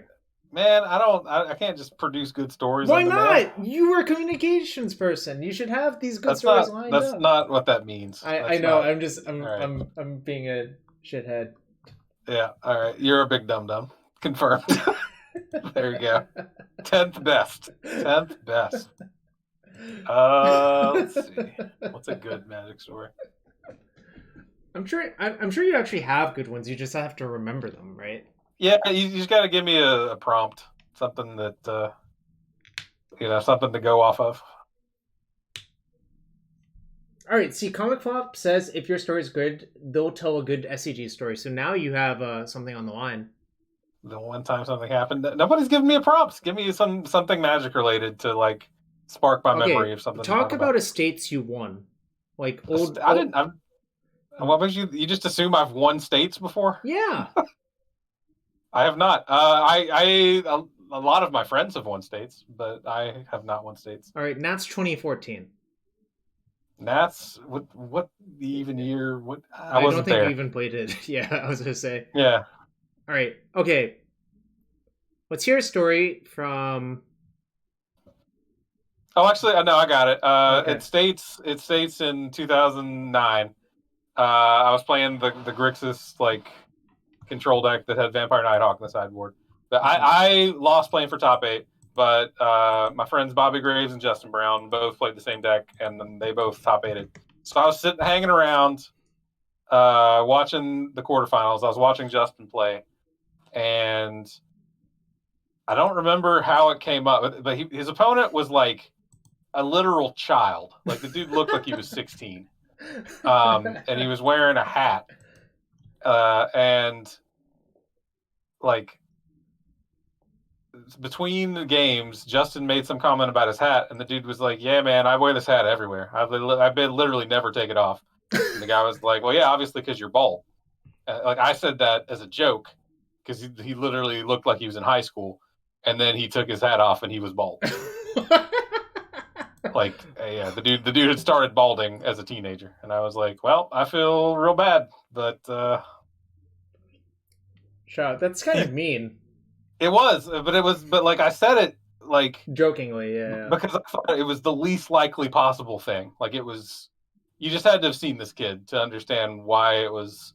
Yeah, it was full Kevin Jones, but this dude looked like younger than Kevin Jones. This is like try and remember what Kevin Jones looked like the first time you ever saw a picture of Kevin Jones. That's what this dude looked like, right? Like back when Kevin Jones was like 19 or whatever. So, comic flop story is my story is at an SCG in Worcester, Mass. On a dare, I submitted a popper deck to a legacy event and went 2-4. That's sick. Oh, we're playing against Andrew Jessup.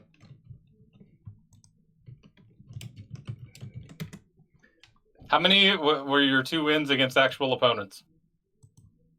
Are you counting a bye?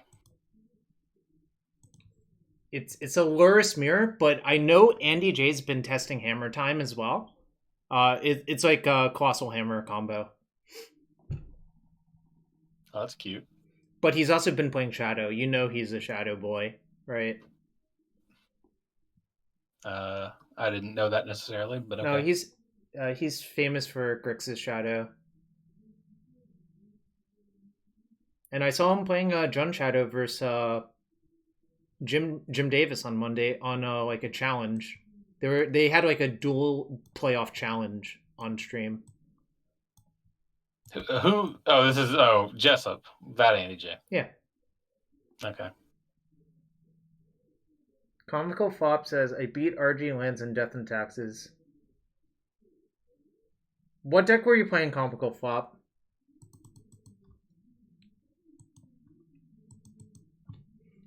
Because that's the real question. Alright. It looks like we're playing against Jun Shadow as well.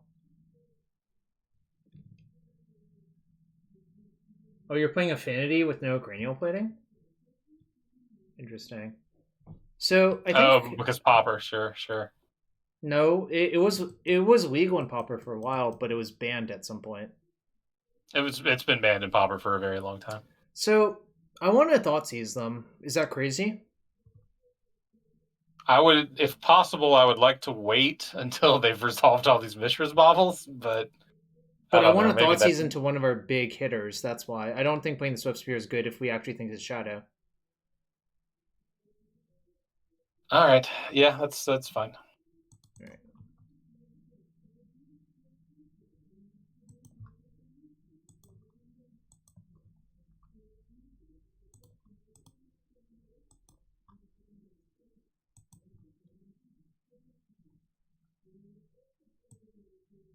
I think I'm just going to take their Death Shadow and leave them with a removal spell. Agree. Because we can't... actually, what's the likelihood I'll be able to remove their Shadow?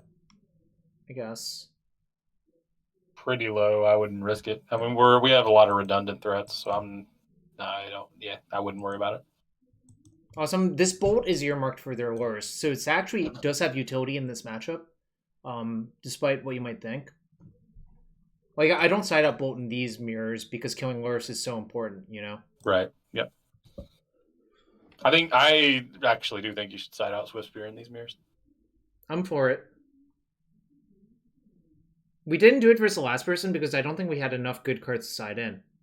Well, they didn't have Lurrus either, so that's different. Oh, Mirror Enforcer is good versus Mother Runes? Nice. Comic Flop, I have a question for you. How did you manage to beat lands that can Glacial Chasm walk you if they understand what's going on? That's my real question. Or Waste Walk you because your deck is all like artifact lands. Basically, what I'm saying is I think your opponent might have been a goof. That matchup does seem real bad. I really liked the Pauper Affinity back in the day, though. I did too, actually. Were you playing the Rush of Knowledge version? Yes, Did I you draw was 7 actually. off of Yeah. your Mirror Enforcer? Yeah. Let's see. I can go to 12, but my Scourge will still die to Dismember because they can fetch to 16. So maybe I do Swift Spear, play Bobble, attack them. Is that crazy? Is that better than just playing Goyf? Well, doesn't Gwip die to Dismember? Oh no, it doesn't. Actually, never mind. No, you right. You right, Shrout. You right. I'm gonna get Overgrown Temur I'll Battle. be honest, I didn't realize that it doesn't. Well, But because it's -5, but there's no instant in the graveyard. yeah. I'm gonna play my Bobble out too, even though it like gives up a prowess trigger. I think finding that extra land might matter more. That's why. Yeah, no, I agree.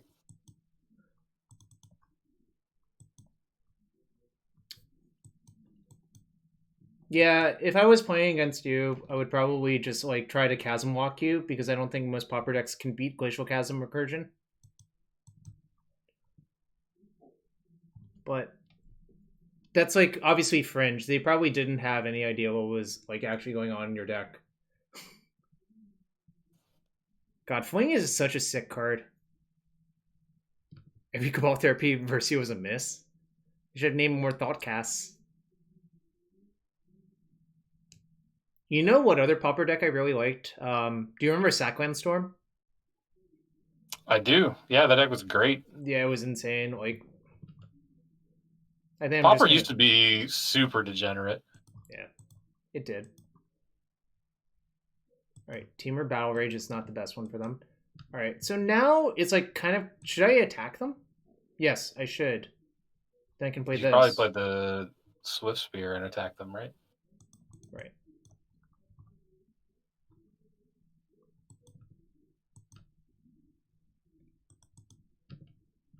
I sort of enjoy how Scourge is almost always bigger than Death Shadow, right? Yeah. Oh, what we got going on here?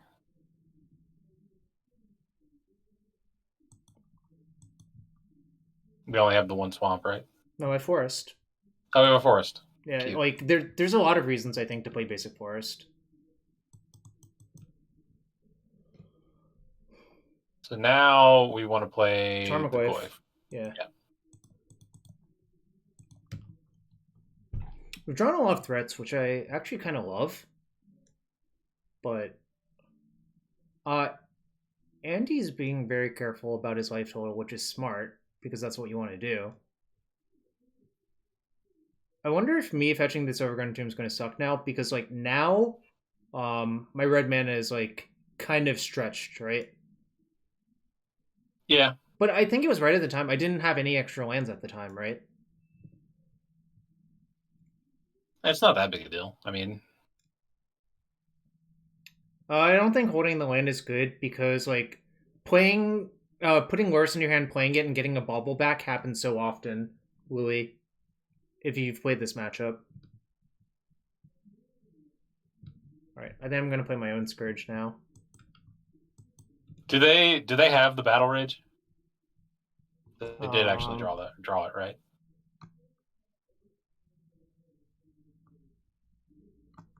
No, they fetched. Okay. Which is actually a good thing to know, yeah, obviously.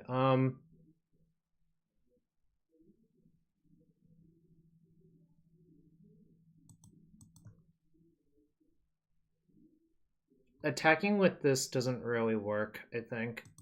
So I think I'm just gonna play my Scourge and play my land untapped and say go. I like it.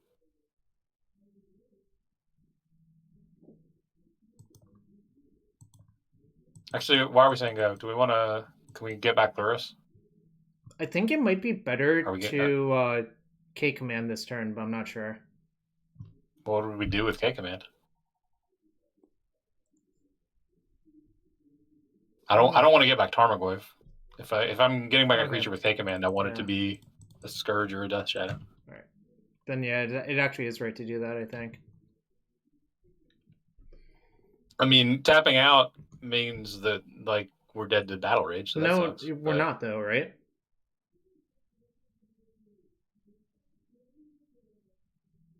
Are we just gonna gang block, I guess? Yeah.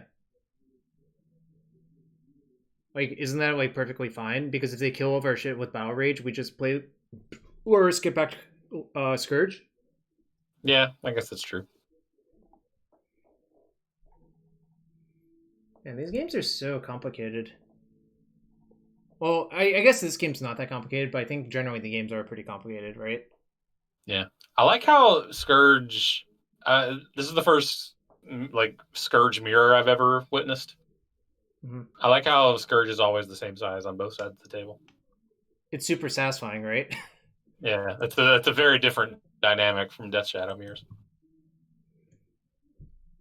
I think I just offer the trade, right? Yeah, for sure. Yeah. Because I mean, they're dead. They're dead if they take it. So they basically are priced into blocking. Then we play Loris. Us like remember when someone asked me should I play my lamp last turn? If I hadn't, I think it would have been like pretty bad, right? Or 2 turns ago, whatever turn that was. Right.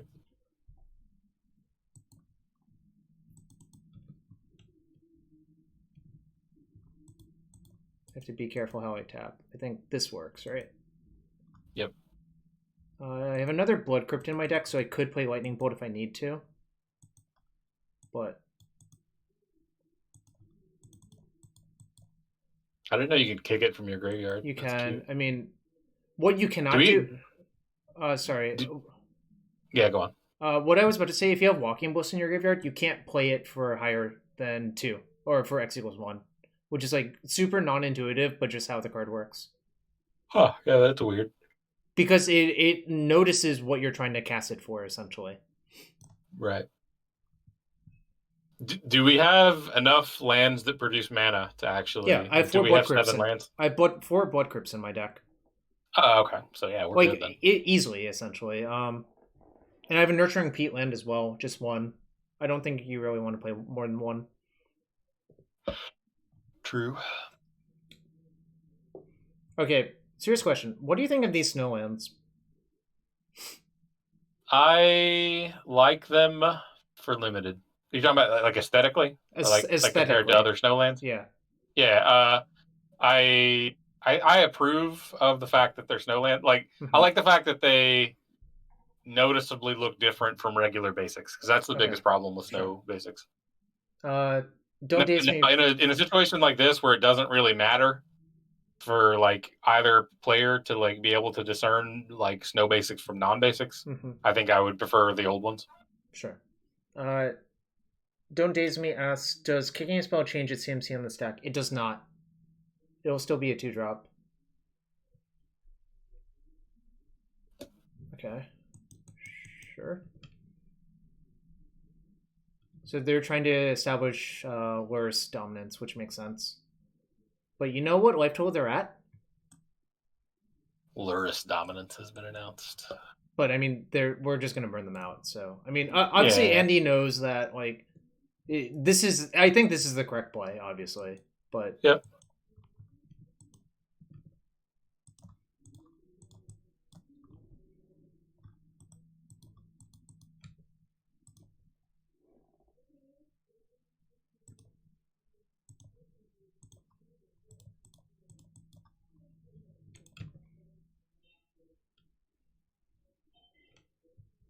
That's definitely a boomer problem, Louie.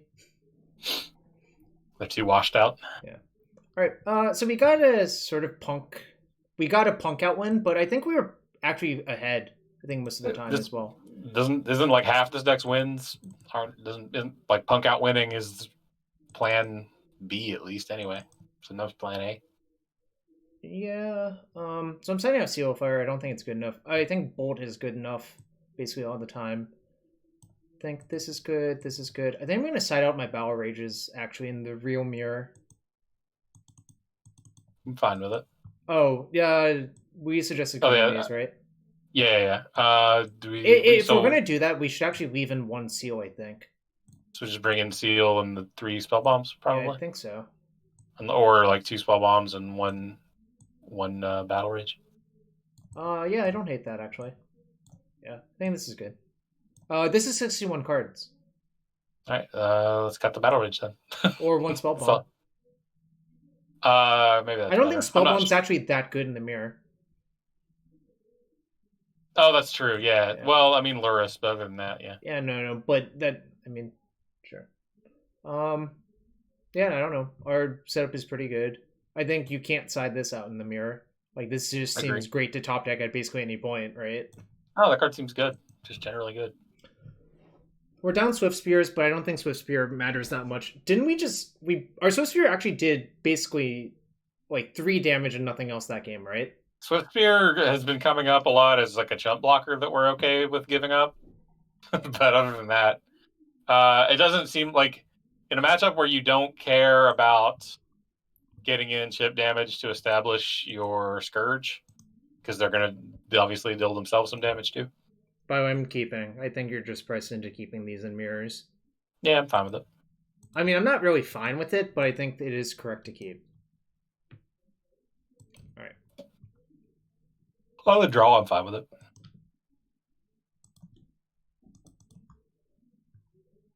Get us with that Swiftspear. Play some spells. Poke us. What do we got? I actually foresee this Veil being a problem at some point. So take it. We actually want to get Thoughtseize, don't we? It's Veil or Push, I think. But I think it's Veil. Oh, Push is probably... It probably makes more sense to play Push. Yeah, but you see why I was hesitating, right? Yeah, okay. I hadn't considered taking Push instead. Well, that's why I was thinking it through. It was either Veil or Push. I don't think the other ones we give a shit about, right? Yeah, yep.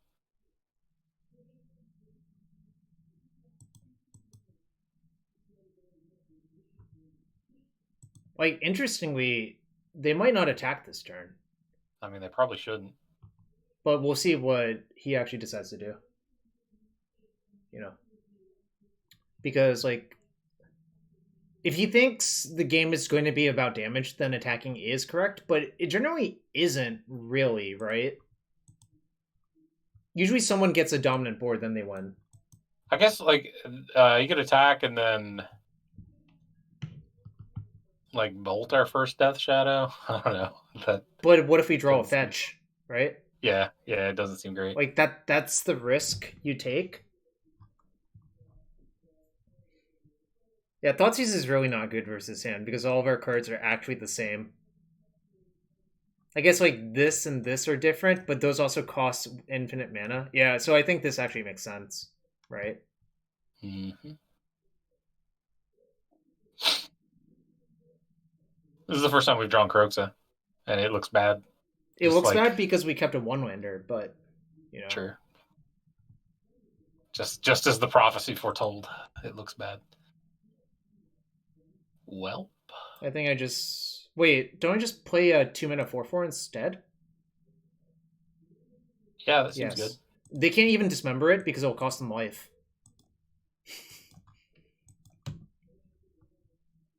Isn't that adorable? It is pretty cute.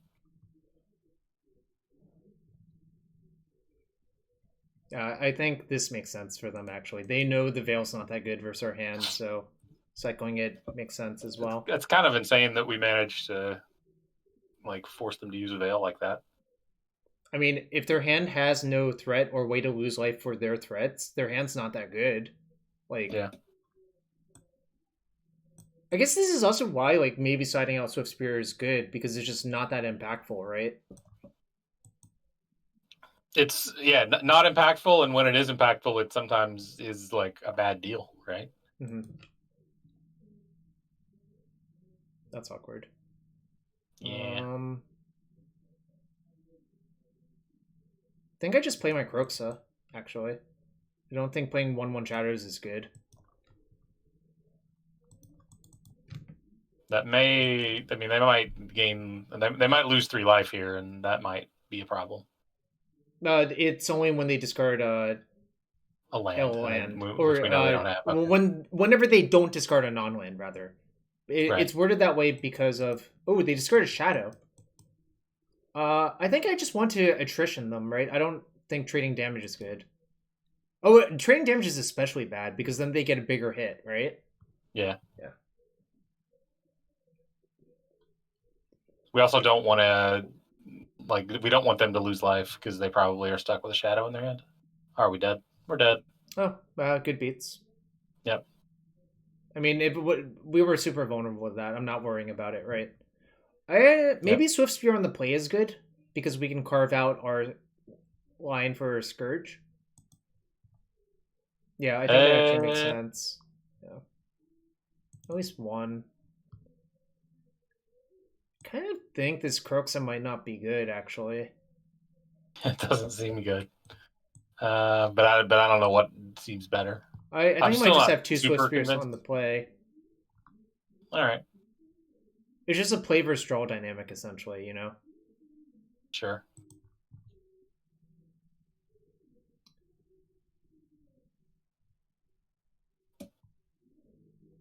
Swiftspear was actively harmful for Andy J. Yeah, but I mean, like, it was also actively harmful for us because we died. So it's you can make the case either way there. Double-edged sword, right?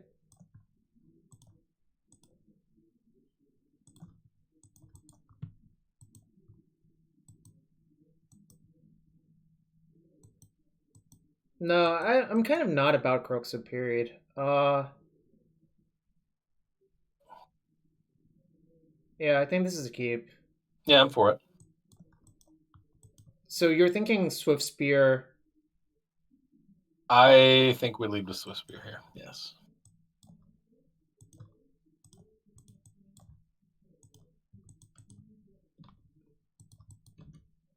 I think pushing damage is good with this hand.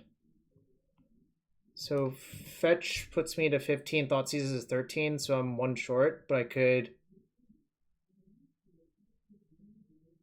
I guess I could bolt myself and just play the thing. That seems kind of maniacal, though, right? I might do it. Well, I don't have more loss of life lined up. That's why I think it might be maniacal, right? Well, we'll play Thoughtseize first. Sure.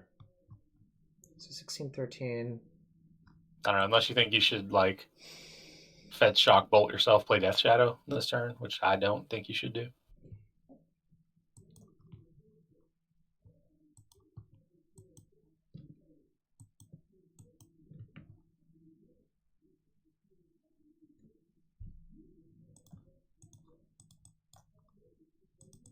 To have Veiled kind of sucks, but you just have to take your lumps, I think. Right? Yeah.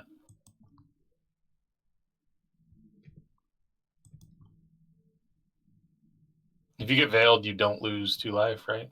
Right. Which is actually a huge liability. Yep. Oh. So push or bolt? Oh, that's really good for us, actually. Croxa and Shadow.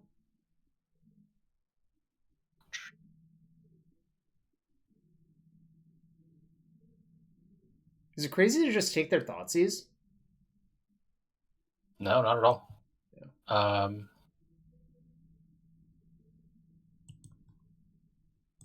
Yeah.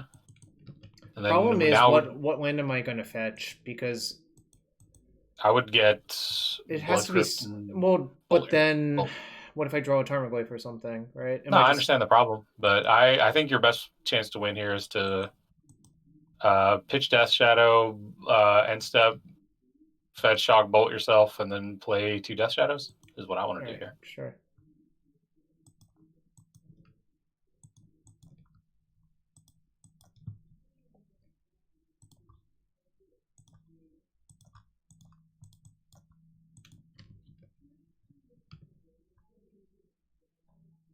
What do we know about their hand? Peatland Shadow. So probably should just Inquisition. They can't cast Death Shadow, right? Yet. Yeah. Oh, except they drew a fetch land with their. I think I'll just Inquisition Shadow. I don't know. Actually, can they? No, there's a downside to that, and the downside is if they put Lurrus into their hand, it might get out of control. So I think this is actually correct.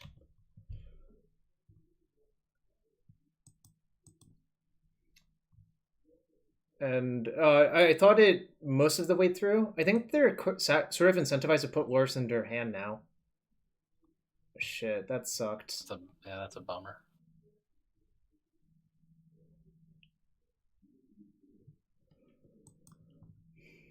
I think we might be dead.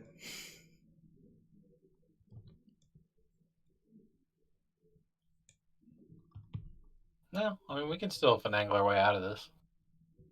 Scourge? Do I attack them and let them play? No, because it'll outsize our thing pretty quickly. Well, you can Inquisition their Death Shadow. Yeah, I guess that's reasonable. I was thinking about putting Loris into my hand, but...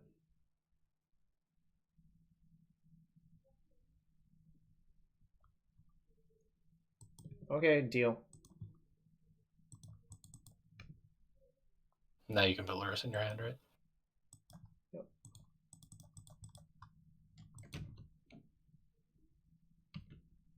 Although if they draw land, no. I mean, but what am I gonna do? Like, it costs so much to wait it out, right? True. It costs 6 mana to wait it out. Like, that's just not realistic. Yep, I agree.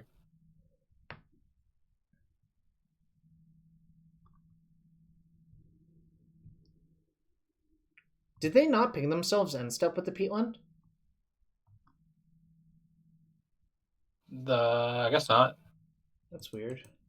That is interesting. Probably a slight misstep, but...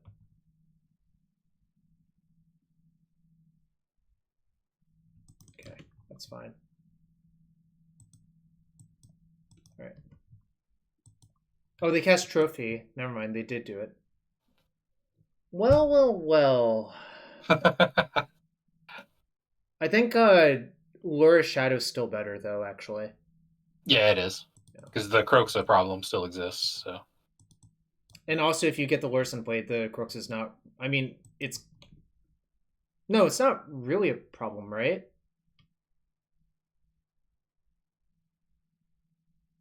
I mean, it would have been if our last card name was Luris. Now it's not a problem at all. Like, now it's totally fine to discard. Whoa, this game took a turn for weird. A turn for weird. I mean, it did, right? Like, a few I turns don't know. ago... I don't know what normal looks like in this matchup, Well, so... You're really seeing the downside of Trophy. Trophy was really bad for them, actually, right? True. I would like to note, I did note that when I suggested building the deck, that like the downside is real. Yeah. You know?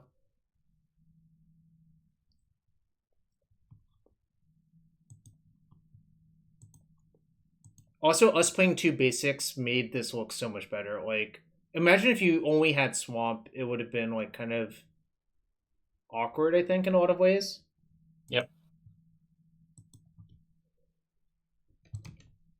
Wow, they didn't even want to play their Crooks. Wait. I believe we are dead if we... So I'm supposed to block here? I guess so, yeah.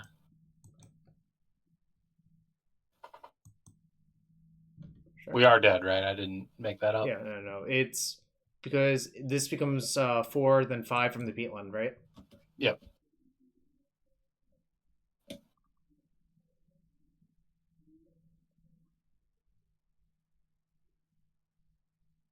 I guess I could have blocked Tarmogoyf and made them shock all the way down if they wanted to do that.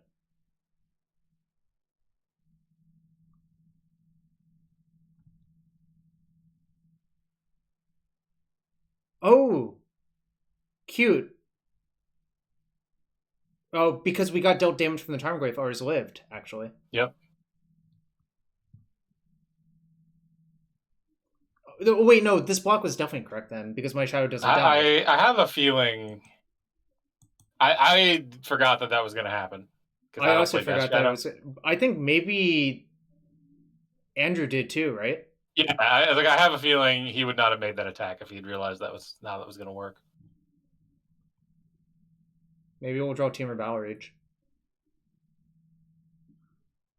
The one left in our deck. I mean, yeah, we're in pretty good shape even if we don't draw it, right? Yeah, because we can. This is not. This is definitely a non-land card to discard. Yep. Any removal spell is good.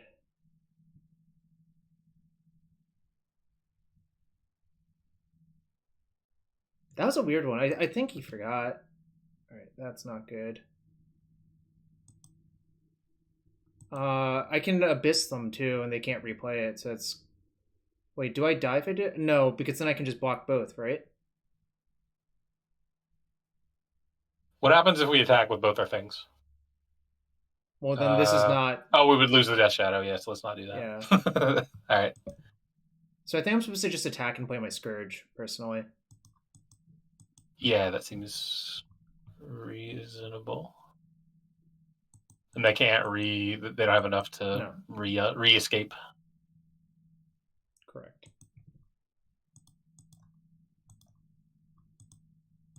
It doesn't really matter how I tap because I'm playing this tapped.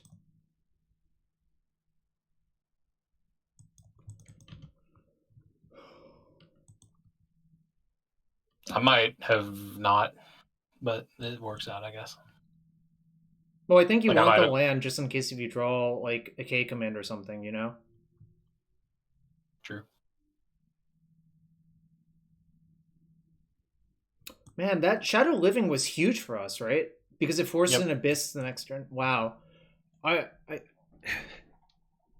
Jeez. Now we have to chump block with our Luris. That's fine. Agree, but it's still kind of perilous.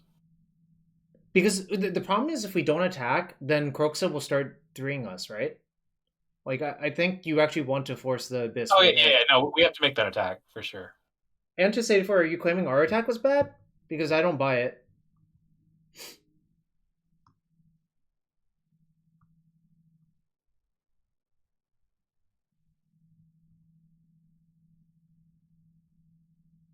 Okay.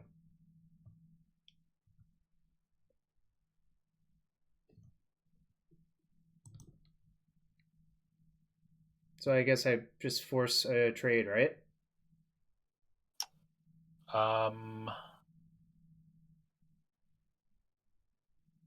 Yeah, what happens if we... The attacking with this doesn't do anything, right? I don't think. Not that I can discern. Yeah, because we can only make it an 11-11, right? So yeah. One thing we have to worry about is we attack, they can replay their Kroxa, and then we'll have to gain life with this the turn afterwards. But I think that's acceptable, right? Yeah, that should be fine.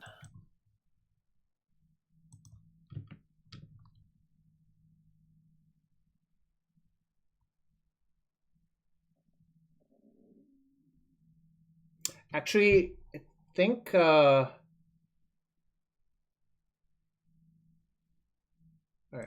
I was trying to see what would happen if they blocked with something else. I don't think it works out for them, right?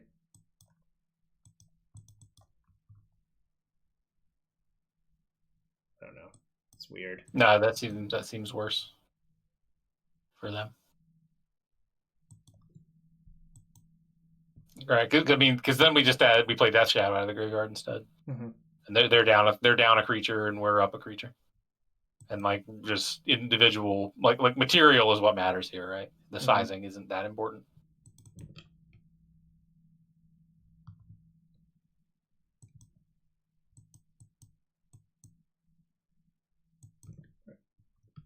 Is there a difference between 1 and 2? I don't believe there is, right? Not really. Right. Like a Swiftspear might be a thing. I think I should get a green source. Yep, that makes sense. Probably Overgrown Tomb. Yep.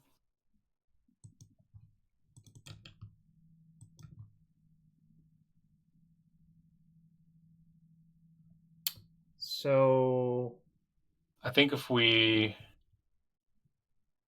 I attack with everything, do I clear their board? Well, with Bolt you do, yeah. You should play a Death Shadow out of your graveyard first. I was checking to see if Swiftspear is lethal, before It's you do not. that, but I don't think it is. Yeah. Yeah, so I should attack and just force all trades, right? Yep.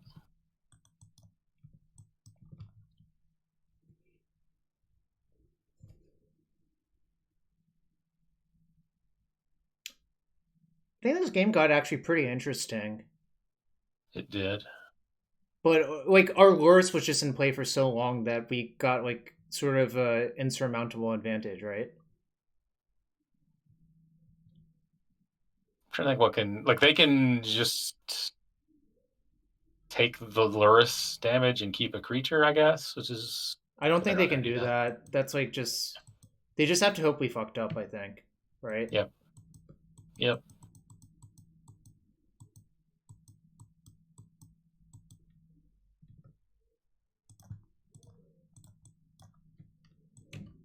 Yeah, like us being at 4 I think is too much, right?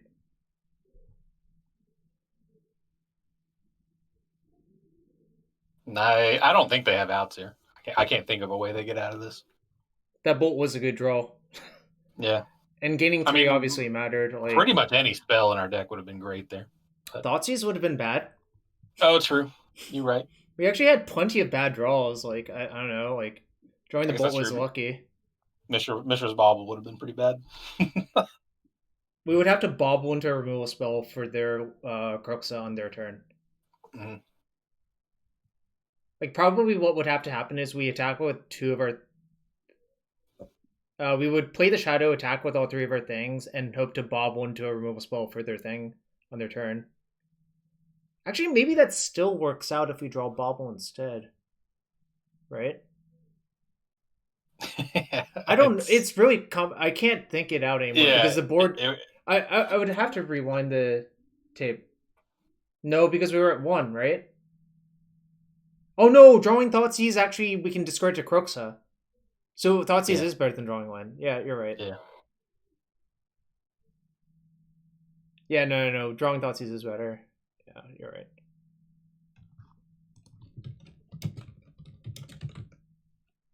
Oh, hold Bobble to discard to Cruxa also is reasonable. Yeah. Okay. Maybe I would have figured that. Maybe not. Who knows? I'm trying to respond because I think that was a weird one.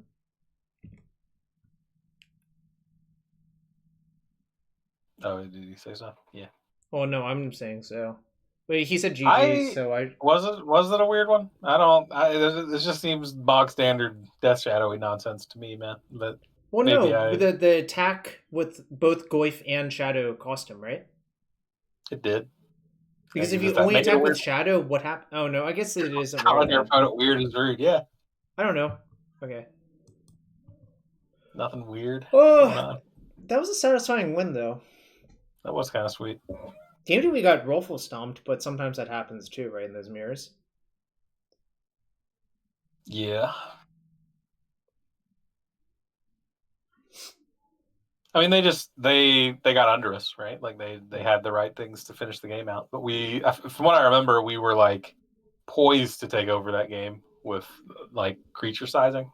Yeah. But they had the bolt. Matt, you think our attack to trade Skyclaves was wrong, but then we didn't get punished? When did that happen?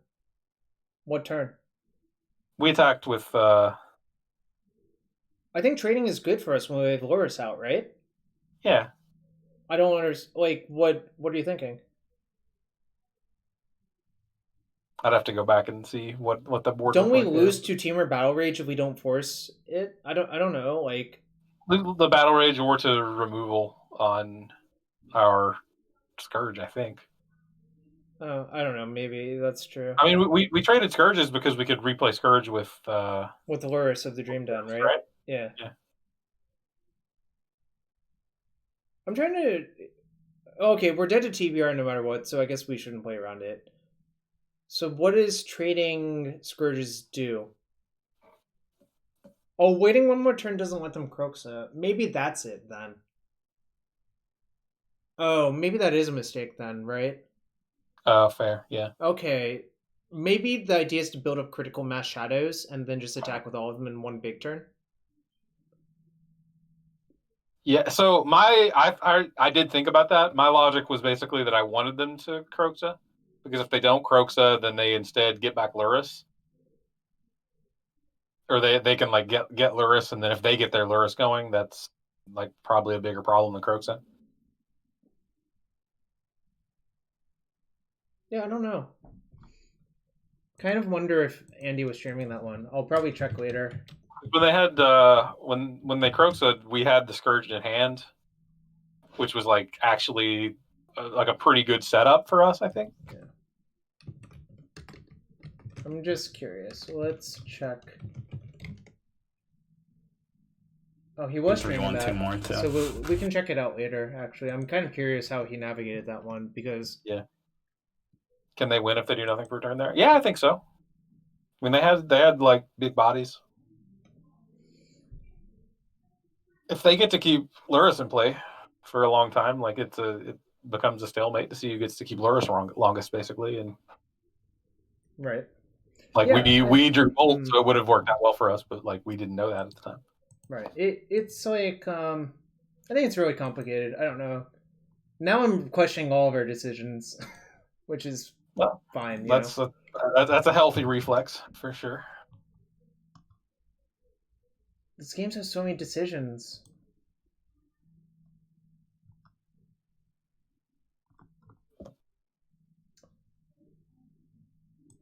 I'm gonna go grab a drink real quick. I'll be right back. I'm also getting some water. I'll be right back, chat.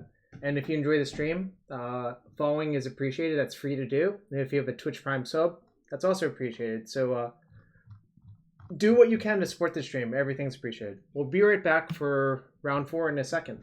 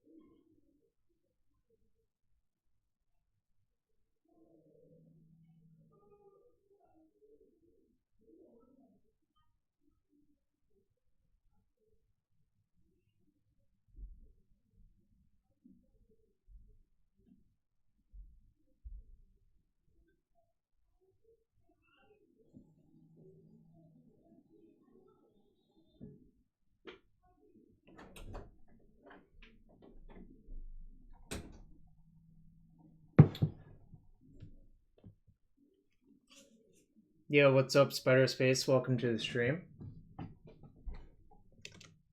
We are 3-0 in this modern freedom with Jun Death Shadow.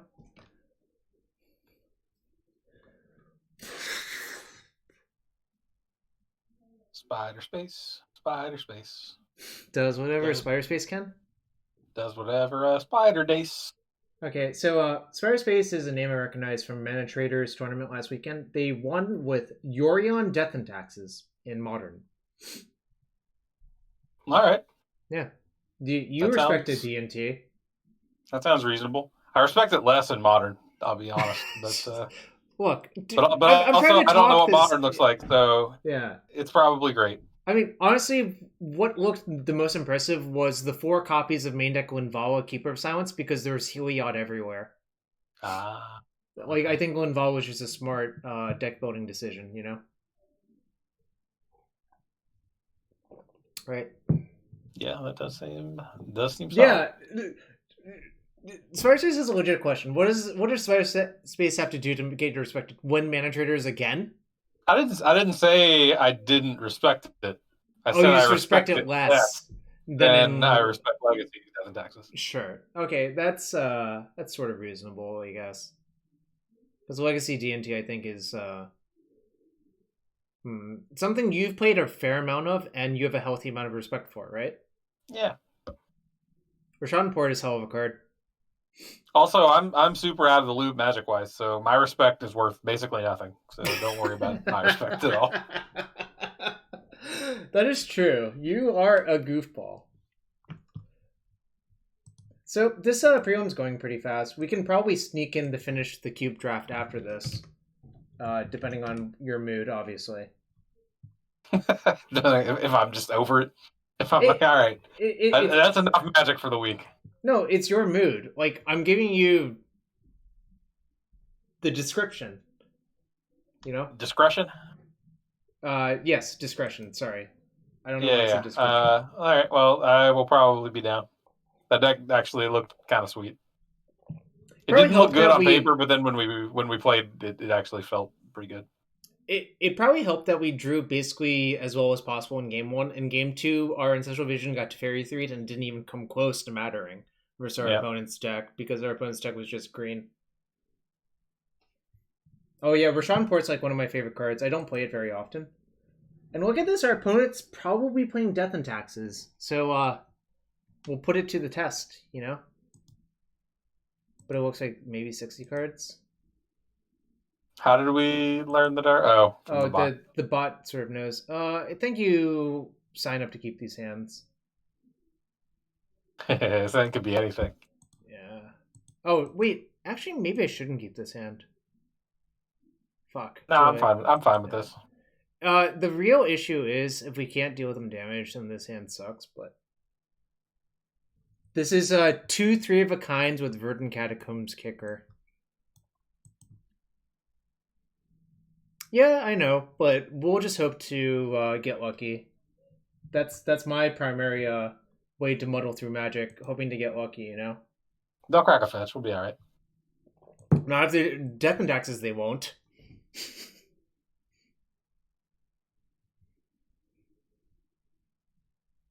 They'll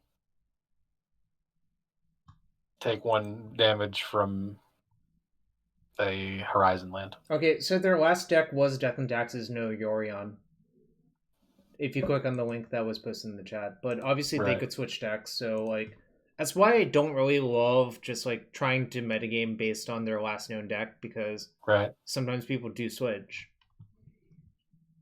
Silent Clearing Aether Vial. Let's go. 1 time. That would be probably the best for us, like all things considering. Yep. I think what I'm going to do is bubble myself first, and then probably play out the other bobbles and then hold like discretion, right? Unless my top card's bad. Archon of Emeria is a card that I forgot existed. Oh yeah, it's pretty good. Like,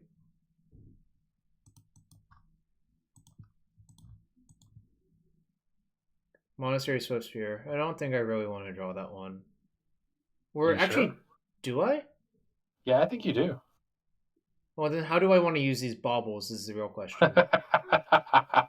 I would... I think I should play both of the baubles out still. No, so you should play at least one for sure.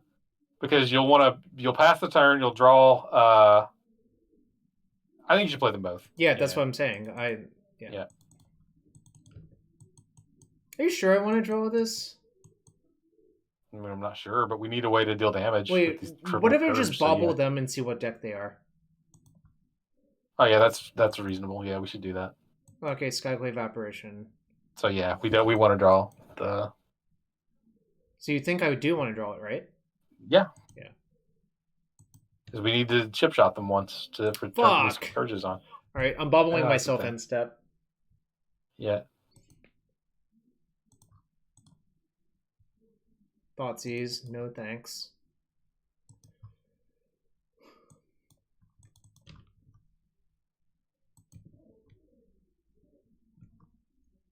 Alright. So it's probably just time for double Swiftspear, right? Yep. Our hand has been very redundant, funnily enough. Well, it started that way. That's not a surprise. But then it ended up redundant after cycling 3 baubles? Yeah, that's kind of funny, right? Like, oh, okay. I think we're actually fine.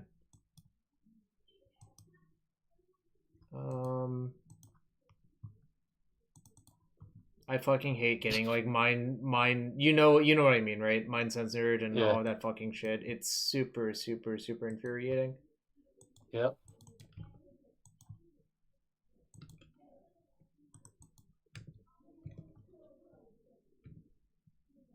Kind of wish these were all Death Shadows right now, not gonna lie. I mean, that would be filthy, but this is gonna be pretty good too. Yeah. No, this is fine. Okay.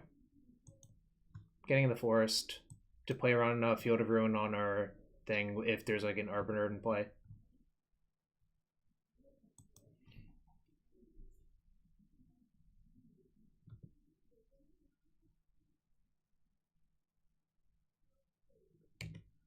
Oh, that's decent for us. I don't think I'm supposed to attack with these anymore, obviously. Agree.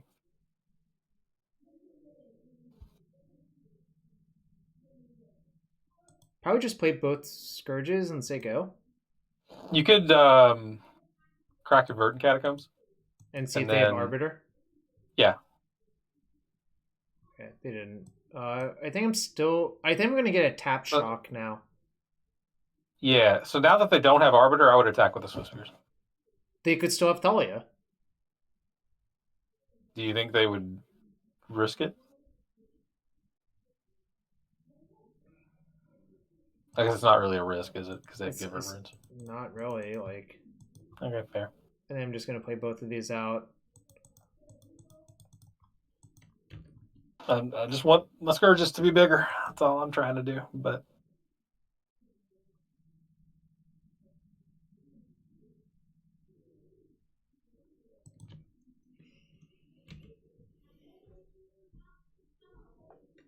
Batterskull is not great for us for a lot of reasons. I think I might be dead, actually. I really don't like our spot. Like, this being Scourge and not Death Shadows. Okay, they don't have a land at least? They have Skyclave Apparition, remember that? Yeah, I do. But we can Thoughtseize their Batterskull, so that's pretty good. Oh, and I'm definitely going to.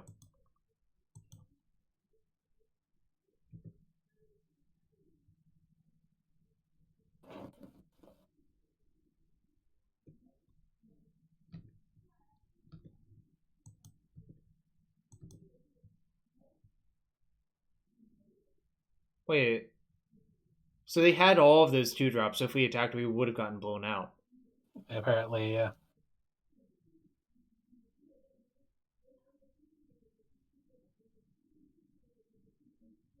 I feel like we can't win.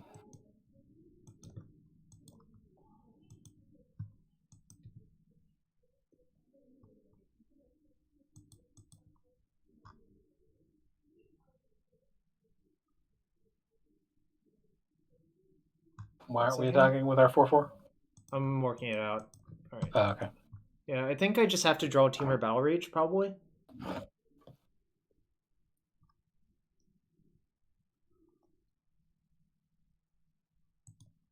mean, I assume they Flicker Wisp their Skyclave Apparition on their turn, and we lose our other Scourge, right?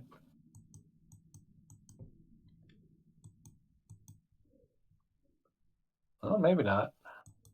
Oh, they have Giver. It doesn't matter.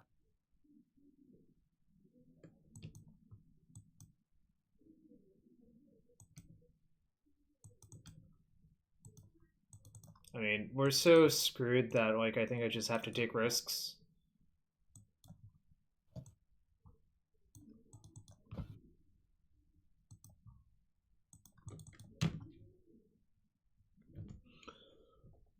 Yeah, we're fucked.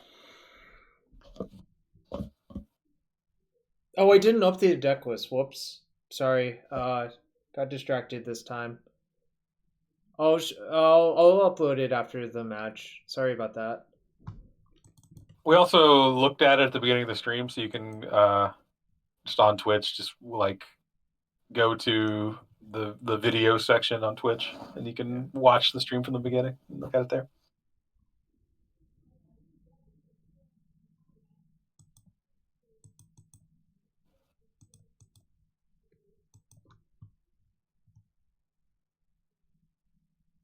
I think I'm supposed to look for Temur Battle Rage.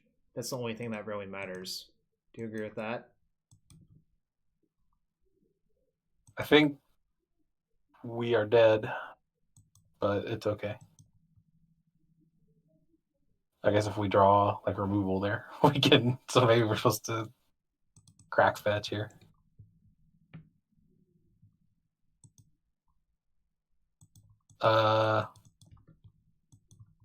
Do we have a terminate? No, not in our main deck. Okay. There's nothing that costs 2 that matters. I can't think of anything like.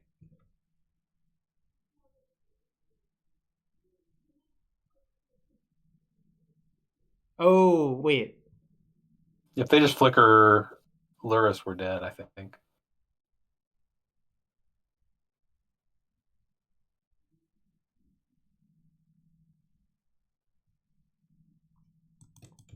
are we? What if I draw a removal spell?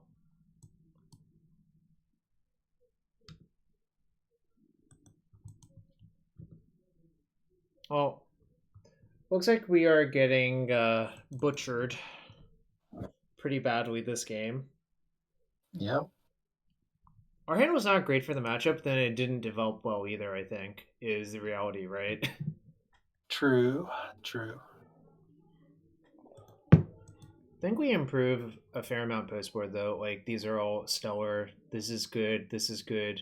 I don't really love like just disenchant, if that makes sense. I'd have to see what all we have to take out, but right. Dead. Sucks. Well, yeah. I want to take out. Yeah, they were on one land, and we still got like kind of owned, which is kind of a bad sign. But I mean, them being on one land doesn't really matter when they have double vial. Yeah, like that's actually if you have double vial, you honestly don't want to draw land. I don't love this card versus them. It seems like super bad, frankly. I agree. You would like to draw a second land, obviously, but you don't want to draw a bunch.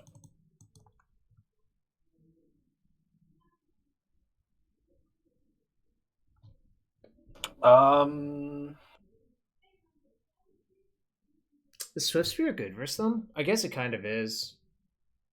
They don't take damage from their land, so you need I think you need Swiftspears for your Scourges to be. What am I supposed to side out then? Like maybe Inquisition? Inquisition also seems good against them. So yeah, but something's got to go, right? Yeah, like, I know.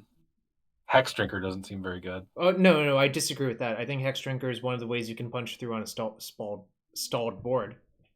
Yeah, well, all right, that's fair. I don't know. Maybe you do cut the Swiftspears. I think I'm going to shave Inquisition, actually, and that might be crazy.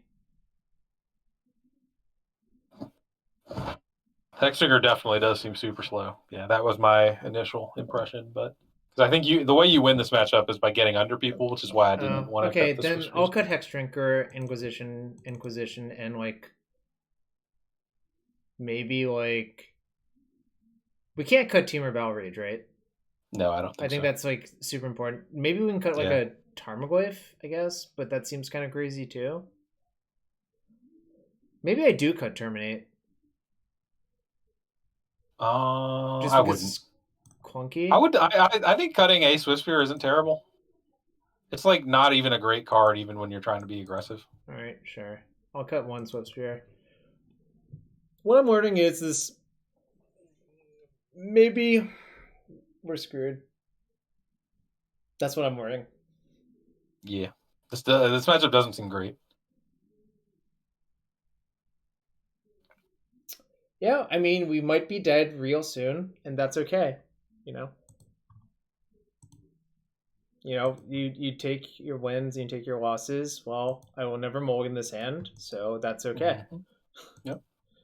I don't think I even cracked the bubble. Maybe I bubbled them to get more info. Yeah, I would. Okay, actually, yeah, that's because you want to draw a card, and we definitely want to Thoughtseize them, so we're gonna not get a chance to. All right.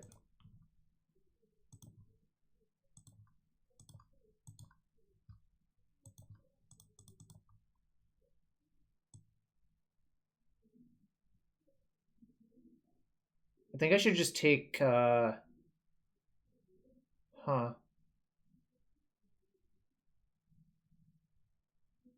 don't know that we care about any of these cards. I think I'm actually going to take Maul of the Skyclaves. It's between that. It's either that or Legion and Arbiter. No, I think it's that or Giver of Runes, actually.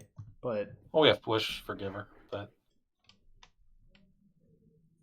Push and Kozilek's return. I don't think we care about Giver runes at all.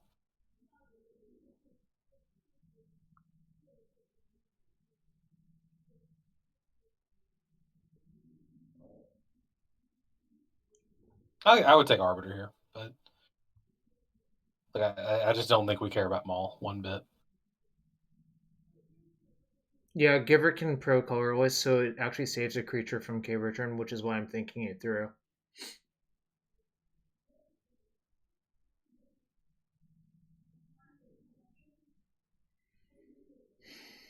I don't know.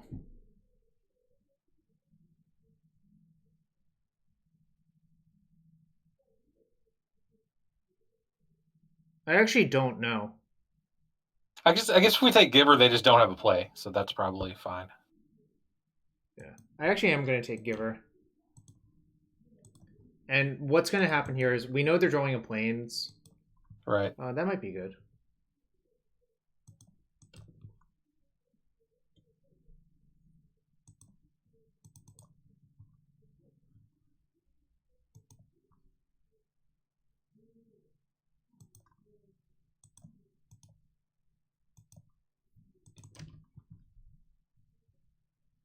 Now, the only worry is if somehow this Flicker Wisp kills us, but that seems kind of unlikely, right?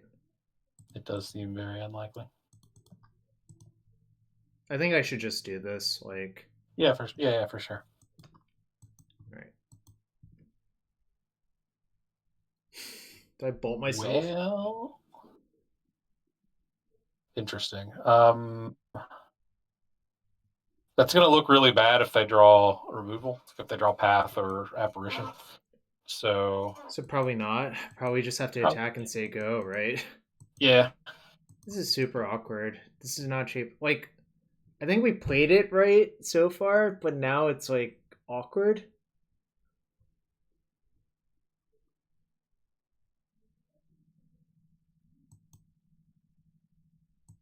Feel sort of vindicated.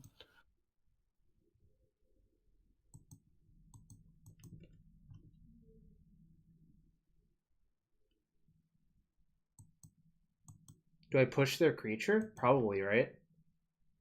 I'm just giving up on this K return, most likely. No, I wouldn't. I would just wait. All right.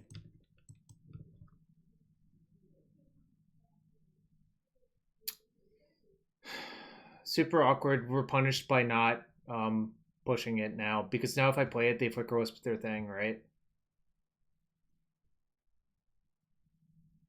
Yeah, but we don't want to do that. We don't want to play it anyway. We just want to sit still for a turn. Like, they probably play Scourge here, and then we respond with Bolt, so that'll be fine. Why would they do that? Why would they ever play Flicker Wisp? What? I think they're going to play... Oh, you thought they were going to play Maul of the Skyclaves, right? Yeah, that's what I said, right? You said Scourge. Oh, okay. So I had no idea what you're talking about, because I thought Scourge... the fact that they both end with of the Skyclaves is what was what caused me to do that, I think. But yeah, I meant they will probably play Maul here. Instead, they'll do that. That's super and that's annoying, that's also fine. Is it? Yeah, I think so.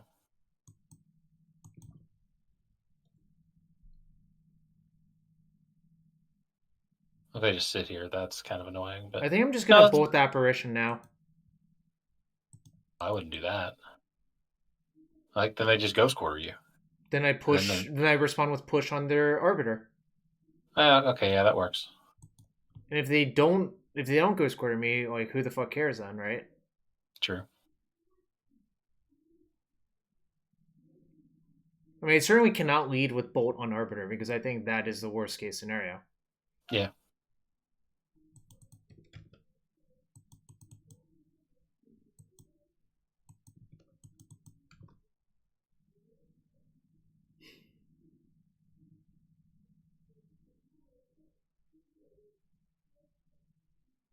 Probably just have to say go now. Like, we're in a weird holding pattern that doesn't work out well for me. No, it works out fine for you. I mean, yeah, you do have to play it and take it. You could also just push. Like, you could just pay the 2, and then hang on. No. Don't just pay the 2 before you do anything else. I see. Okay. Actually, this does work. Yeah. No, this is correct.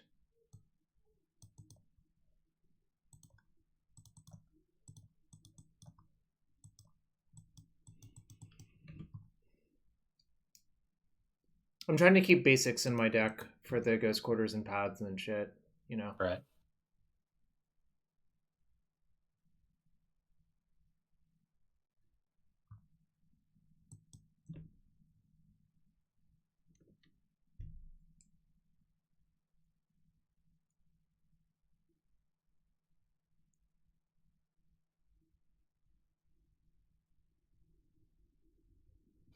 I expected them to flicker wisp there. Why? I feel like this probably means they have path.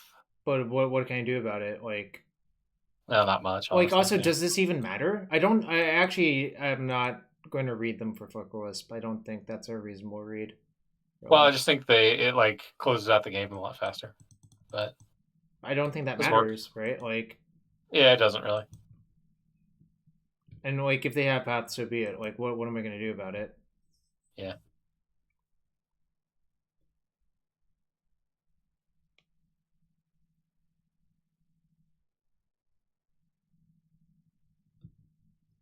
Spoiler Shrout, I don't think they have path. Well, not yet, anyways, right?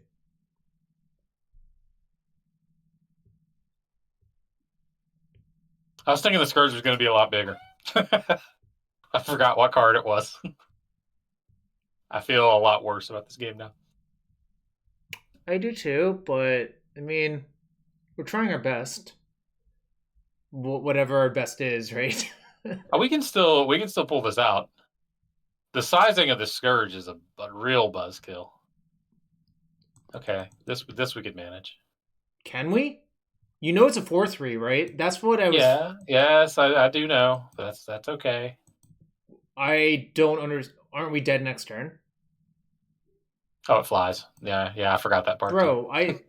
I know what cards do. I promise. You don't know what cards do. Clearly not. Yeah. Yeah, I think there was probably a way to play this game better, but I don't know how. That sucks. Oh well. Yeah, that's rough. Shit happens. And that's I definitely feel like we definitely muddled through that one. Like that just. I think there was a way to optimize that, but I don't know how.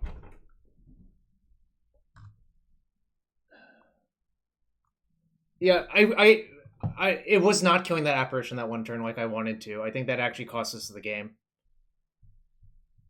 I sincerely believe it. I think it was really bad to not do that because our mana was so tight for the rest of the game. What would it have done to kill it? Like because then you can play your Scourge because they can't Flicker Wisp their apparition. Oh, okay. Like it was actually like cascaded out of control. Right. Okay. Yeah. But then we could have bolted the next thing they played,